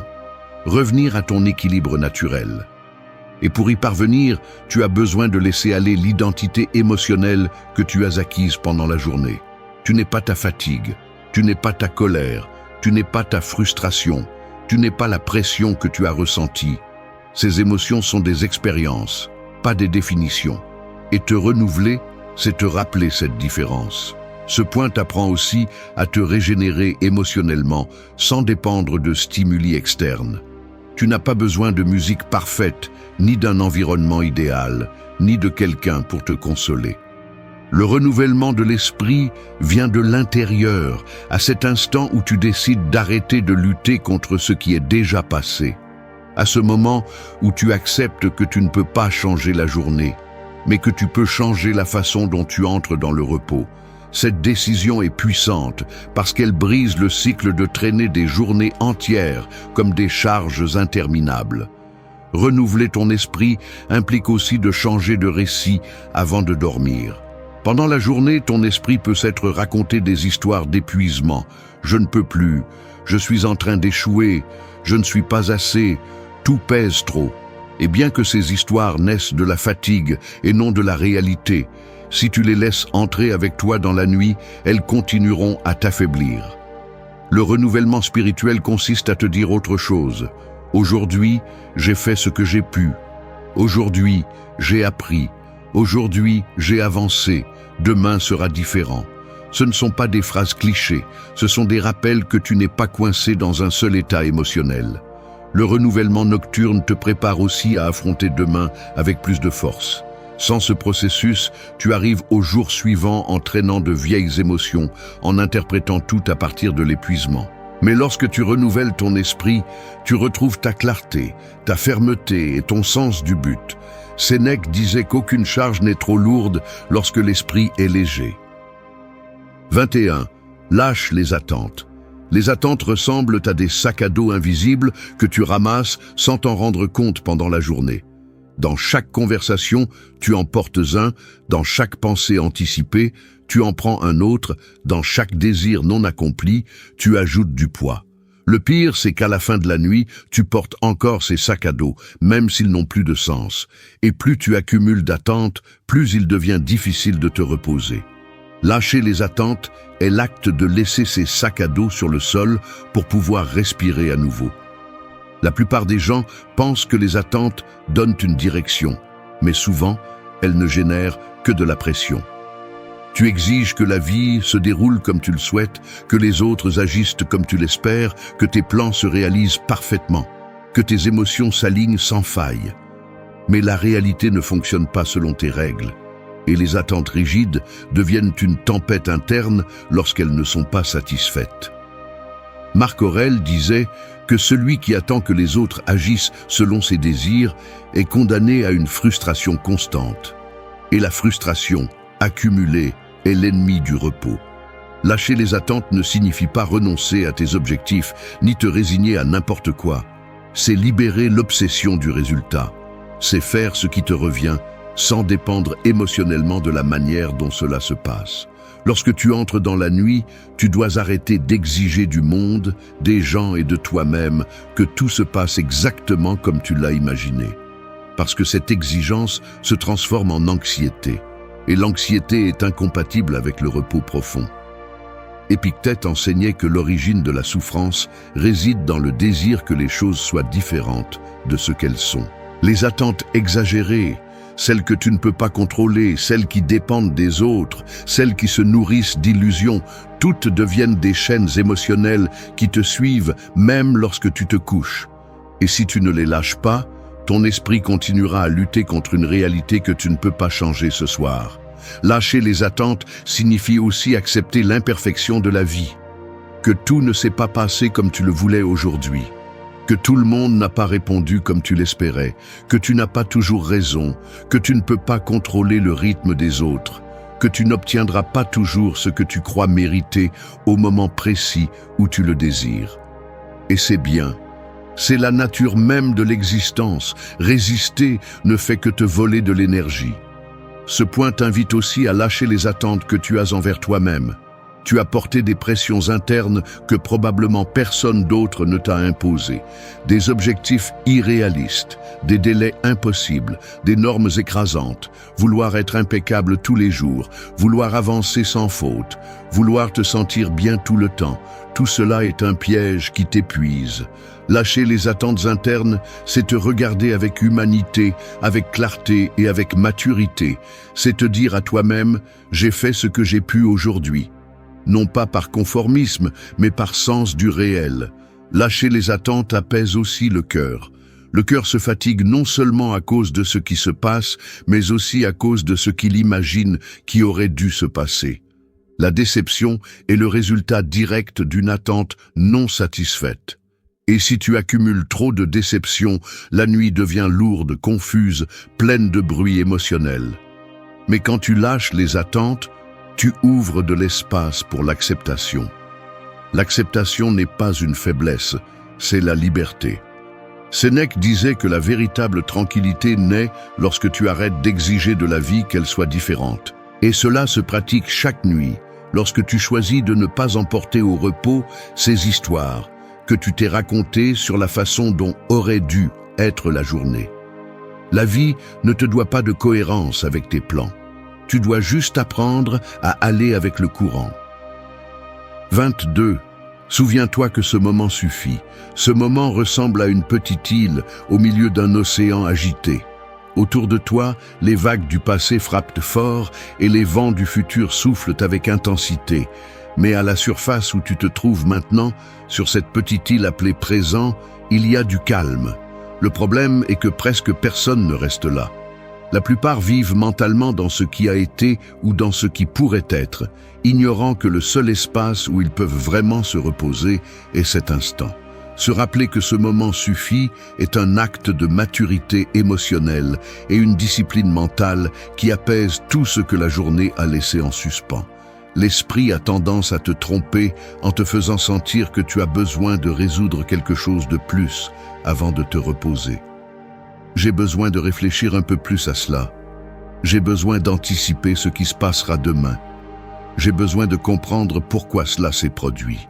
Mais rien de tout cela ne se résout par l'épuisement nocturne. Le présent est suffisant, mais ton esprit insiste sur le fait qu'il ne l'est pas. Et cette insistance te vole la paix. Marc Aurèle disait que le présent est toujours gérable, le passé n'existe plus, et le futur n'est pas encore à toi. Et si tu comprends vraiment cela, la vie devient légère. Se rappeler que ce moment suffit implique de lâcher la narration qui t'entraîne vers d'autres temps. Le passé n'a pas besoin d'être révisé ce soir. Ce qui s'est passé, c'est passé. Ce que tu as bien ou mal fait est déjà écrit. Et y penser, comme si tu pouvais le changer, ne fait que blesser ton repos. D'autre part, le futur n'a pas non plus besoin d'être anticipé maintenant. Tu n'as pas toutes les pièces encore. Tu ne connais pas toutes les variables. La plupart de tes peurs sont construites avec des informations incomplètes, avec des scénarios imaginés. Le futur ne t'appartient pas ce soir, mais ton présent, oui. Épictète enseignait que l'angoisse naît de l'abandon du temps que tu peux vivre. Le présent est le seul moment réel, le seul que tu peux respirer, le seul où tu peux te sentir en sécurité. Quand tu te rappelles que cet instant est suffisant, la pression disparaît. Tu n'as pas besoin d'être parfait demain. Tu n'as pas besoin de résoudre chaque problème aujourd'hui. Tu n'as pas besoin de fermer les cercles de force. Tu as besoin d'être ici. Être présent avant de dormir signifie aussi revenir au corps. Sentir la respiration, sentir le poids des couvertures, sentir la température, sentir le pouls. Tout cela te ramène à l'île de cet instant. Le corps est un pont direct vers le présent, mais tu l'ignores parce que tu vis enfermé dans ton esprit. Quand tu descends dans le corps, la pensée se calme. Le futur cesse de crier. Le passé s'éteint. La nuit devient plus douce. Se rappeler que ce moment suffit t'aide à lâcher l'anxiété accumulée. L'anxiété veut toujours t'emmener à un autre moment, au lendemain, au « et si », au « et sinon », au « qu'est-ce qui se passe après ». Mais quand tu te dis, avec fermeté, « ce moment suffit », l'esprit n'a plus d'argument. Il ne peut pas lutter contre quelque chose qui est vrai. Il ne peut pas manipuler ce qui est réel. Le présent est la seule vérité indiscutable. Ce point t'apprend aussi à valoriser le petit, le simple, l'immédiat, le silence que tu as maintenant, la respiration qui te soutient, le calme qui est disponible, même si tu ne le regardes pas. Souvent, ce que tu as cherché toute la journée t'attendait à cet instant, mais tu ne le vois pas parce que ton esprit continue de voyager vers des lieux qui n'existent pas. Sénèque disait que nous gaspillons la vie en attendant de vivre. Et cette phrase prend vie la nuit. Combien de fois as-tu essayé de dormir pendant que ton esprit continuait de courir vers demain? 23. Choisis des pensées de paix. Les pensées ressemblent à des graines portées par le vent. Certaines tombent sur un sol fertile et fleurissent. D'autres tombent sur un sol aride et meurent. Et beaucoup passent simplement à côté. Mais chaque nuit, juste avant de dormir, c'est toi qui décides quelles graines tu vas planter dans ton esprit. Tu ne peux pas contrôler toutes les graines que le vent du jour apporte, mais tu peux choisir celles qui restent. Et si tu choisis des pensées de paix, ton repos devient un terrain où la tranquillité peut croître sans obstacle. L'esprit humain a tendance à s'accrocher automatiquement au négatif. C'est un ancien mécanisme de survie. La douleur est rapidement mémorisée. La paix coûte plus cher. Et c'est pourquoi, à la fin de la journée, lorsque tu es fatigué, ton esprit a tendance à se rappeler ce qui a mal tourné, ce qui t'a inquiété, ce qui t'a blessé ou ce que tu n'as pas pu contrôler. Mais choisir des pensées de paix ne signifie pas nier ces expériences, mais ne pas permettre qu'elles deviennent les protagonistes de ta nuit. Marc Aurèle disait que la vie est ce que tes pensées en font. Et cela se multiplie la nuit, lorsque le monde extérieur s'éteint et qu'il ne reste que toi avec ta voix intérieure. Si cette voix répète le chaos, ton esprit s'embrouille. Si elle répète le calme, ton esprit se libère. Penser à la paix est un acte de discipline, pas de fantaisie. C'est l'entraînement conscient à donner plus d'espace mental à ce qui te soutient, pas à ce qui te détruit. Choisir des pensées de paix implique également de reconnaître que ton esprit n'est pas toujours ton allié automatique. Parfois il exagère, parfois il transforme une petite idée en une tempête émotionnelle, parfois il te convainc de scénarios qui n'existent pas. Sénèque disait que nous souffrons plus dans l'imagination que dans la réalité, et à la fin de la journée, cette phrase devient un miroir. Combien de la douleur que tu ressens la nuit provient de quelque chose de réel, et combien provient d'idées gonflées par la fatigue? Quand tu choisis des pensées de paix, tu fais quelque chose de radical. Tu changes la narration avant de dormir.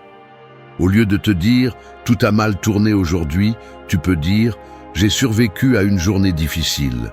Au lieu de penser « je ne suis pas assez bon », tu peux penser « j'apprends ». Au lieu de répéter « je n'y arriverai pas », tu peux te rappeler « demain j'essaierai avec plus de clarté ». Il ne s'agit pas de phrases vides, mais de pensées qui soutiennent ton bien-être plutôt que de le saboter. Ce point t'invite également à prendre du recul par rapport à tes pensées les plus toxiques. Quand une pensée négative apparaît ce soir, ne l'adopte pas, ne la nourris pas, ne la transforme pas en vérité absolue. Observe-la, reconnais qu'elle est là, mais ne lui donne pas ton énergie. Tu as le droit et la capacité de choisir d'autres pensées, de sélectionner mentalement le calme de la même manière que le jardinier choisit quoi planter dans son sol. De plus, choisir des pensées de paix renforce ta santé mentale. Ton corps réagit à tes pensées comme si elles étaient réelles. Si tu penses à des tragédies, ta respiration se modifie. Si tu penses à la tranquillité, ton système nerveux se régule. Si tu penses à des problèmes, ton cœur s'accélère. Si tu penses à des solutions, ton corps se repose. L'esprit est puissant, mais c'est toi qui décides dans quelle direction utiliser son pouvoir. Épictète enseignait qu'aucune pensée ne peut te faire du mal sans ton consentement. Et bien que cela semble strict, il a raison. Tu ne peux pas contrôler ce qui surgit dans ton esprit, mais tu peux décider quelles pensées restent à dormir avec toi. Si tu choisis des pensées de paix, l'anxiété diminue, l'insomnie recule et la nuit devient plus douce. Ce soir, quand tu te coucheras, fais un choix conscient. 24. Éteignez le bruit intérieur. Le bruit intérieur ressemble à une pièce remplie de haut-parleurs allumés à différents volumes. Chaque haut-parleur représente une préoccupation, un doute, une pensée répétitive, un souvenir inconfortable ou une insécurité. Pendant la journée, vous ne le remarquez peut-être pas parce que vous êtes occupé, en mouvement, répondant au monde extérieur. Mais quand la nuit arrive et que le silence extérieur s'installe, cette pièce se ferme avec vous à l'intérieur et tous ces haut-parleurs commencent à sonner en même temps. Éteindre le bruit intérieur, c'est apprendre à baisser le volume, un par un, jusqu'à ce que vous puissiez vous entendre à nouveau. Beaucoup de gens pensent que le bruit intérieur s'arrête de lui-même, qu'il suffit de se coucher pour que l'esprit se calme. Mais l'esprit ne fonctionne pas comme ça. Le bruit intérieur est un mécanisme de survie qui s'active chaque fois que vous sentez que quelque chose est en suspens, incomplet ou hors de contrôle. Et la nuit, étant un espace sans distraction, fait résonner ce bruit encore plus fort. Marc Aurèle disait que l'esprit a besoin d'ordre, pas de silence absolu, car c'est l'ordre qui dissout le chaos interne. Éteindre le bruit intérieur ne signifie pas éliminer les pensées, cela signifie les organiser. Le bruit intérieur s'intensifie avec 3 choses: l'anticipation, le regret et l'analyse excessive. L'anticipation vous pousse vers un futur imaginé qui n'existe pas encore. Le regret vous tire vers un passé que vous ne pouvez plus changer. Et l'analyse excessive vous enferme dans une spirale mentale qui consomme votre énergie. Lorsque vous combinez les 3, la nuit devient un champ de bataille où votre esprit parle trop et vous écoutez sans pouvoir l'éviter. Épictète enseignait que vous ne devez pas craindre vos pensées, mais votre réaction à leur égard. Éteindre le bruit intérieur n'est pas lutter contre vos idées, mais leur enlever l'autorité que vous leur avez donnée.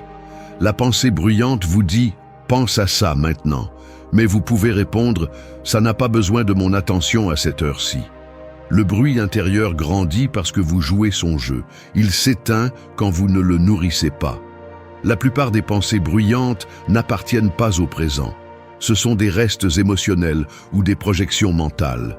Ils vous disent que demain pourrait mal se passer, que vous auriez dû faire quelque chose de différent, que quelqu'un pense quelque chose de négatif de vous, que quelque chose est hors de votre contrôle. Mais si vous écoutez clairement, vous remarquerez que rien de tout cela ne se passe en ce moment. Ce moment est simple, ce moment est neutre, ce moment suffit. Et si vous portez votre attention là, le bruit perd de sa puissance. Éteindre le bruit intérieur signifie aussi reconnaître que vous n'avez pas besoin de tout résoudre avant de dormir. La journée est déjà terminée. Vous avez déjà fait votre part. Le reste appartient au temps. Souvent, vous restez éveillé non pas par manque de sommeil, mais par excès de pensée qui n'acceptent pas que la journée est terminée. Éteindre le bruit intérieur, c'est déclarer cette frontière émotionnelle. Pour aujourd'hui, j'ai fini. Ce point vous invite également à identifier l'origine du bruit. Certaines pensées sonnent fort parce qu'elles semblent urgentes, mais toutes ne sont pas importantes. Apprenez à les distinguer. Demandez-vous, cette pensée a-t-elle besoin d'attention maintenant ou est-ce juste du bruit? La plupart du temps, c'est juste du bruit. Et quand vous le reconnaissez, son intensité diminue. Les stoïciens comprenaient quelque chose de crucial. Ce qui vous vole la paix n'est pas le bruit en soi, mais votre disposition à le porter. Vous ne pouvez pas empêcher certaines pensées d'apparaître, mais vous pouvez décider laquelle reste avec vous. Éteindre le bruit intérieur est un acte de discipline émotionnelle. C'est choisir consciemment le calme plutôt que la confusion. Ce soir, lorsque ce bruit reviendra, ne vous désespérez pas, ne luttez pas contre lui. 25. Réveillez-vous léger. Se réveiller léger ressemble à lâcher une pierre que vous portiez dans votre poche sans vous en rendre compte. Vous avez passé toute la journée avec ce poids sur vous, croyant qu'il faisait partie de vous, croyant que vous ne pouviez rien y faire. Mais quand la nuit arrive et que vous décidez de la lâcher, le corps se souvient de ce que c'est que de marcher sans charge. Il en va de même pour l'esprit. Il accumule du poids émotionnel sans que vous le remarquiez, jusqu'à ce que vous décidiez de le libérer avant de vous coucher. Et quand vous le faites, le réveil change. Vous vous levez différemment. Vous vous levez plus libre. Vous vous levez plus vous-même. Se réveiller léger ne commence pas le matin, cela commence la nuit précédente. La légèreté de l'aube dépend de ce que vous avez arrêté de porter en fermant les yeux. Beaucoup de gens se réveillent fatigués, non pas parce qu'ils ont peu dormi, mais parce que leur esprit a continué à porter des culpabilités, des pensées répétitives et des émotions incrustées toute la nuit. Le corps s'est reposé, mais l'esprit, non. Et cette différence se fait sentir dès la première seconde de la journée. C'est pourquoi ce point est crucial. La légèreté ne naît pas en ouvrant les yeux, elle naît lorsque vous décidez de lâcher ce que vous ne voulez pas emporter avec vous le lendemain. Marc Aurèle disait que l'âme se renouvelle lorsqu'elle apprend à se détacher. Et ce détachement se produit chaque nuit lorsque vous choisissez de ne pas emporter dans votre sommeil des histoires qui ne méritent plus d'espace. Se réveiller léger signifie dormir sans traîner des conversations que vous ne pouvez pas changer, sans anticiper des problèmes qui n'existent pas encore, sans punir votre esprit pour des erreurs qui ont déjà appris leur leçon. La légèreté est un acte conscient. La plupart des pensées que vous avez portées aujourd'hui n'ont pas besoin de vous accompagner demain. Ce qui vous a fait mal vous a déjà appris quelque chose. Ce qui vous a inquiété vous a déjà montré vos priorités. Ce qui vous a frustré vous a déjà montré une limite. Mais rien de tout cela ne devrait devenir un bagage permanent. La légèreté mentale vient de comprendre que les émotions sont des visiteurs, pas des résidents. Et quand vous les laissez partir avant de vous coucher, l'âme se réveille avec plus d'espace pour la clarté. Sénèque enseignait que celui qui apprend à lâcher vit deux fois. La première fois lorsqu'il affronte le jour, la deuxième fois lorsqu'il laisse la nuit le vider de l'inutile. Cette deuxième vie est celle qui vous prépare à un réveil léger. Un réveil où l'esprit n'est pas saturé, où le cœur n'est pas serré, où le corps n'est pas en résistance. La légèreté n'est pas un prix, c'est une pratique. Se réveiller léger implique aussi de lâcher les attentes sur soi-même. À la fin de la journée, donnez-vous la permission de ne pas être parfait. Donnez-vous la permission d'échouer. Donnez-vous la permission de vous arrêter. Donnez-vous la permission de ne pas avoir toutes les réponses. L'esprit devient lourd lorsque vous le remplissez d'exigences impossibles. Mais quand vous le traitez avec humanité, le repos devient plus profond.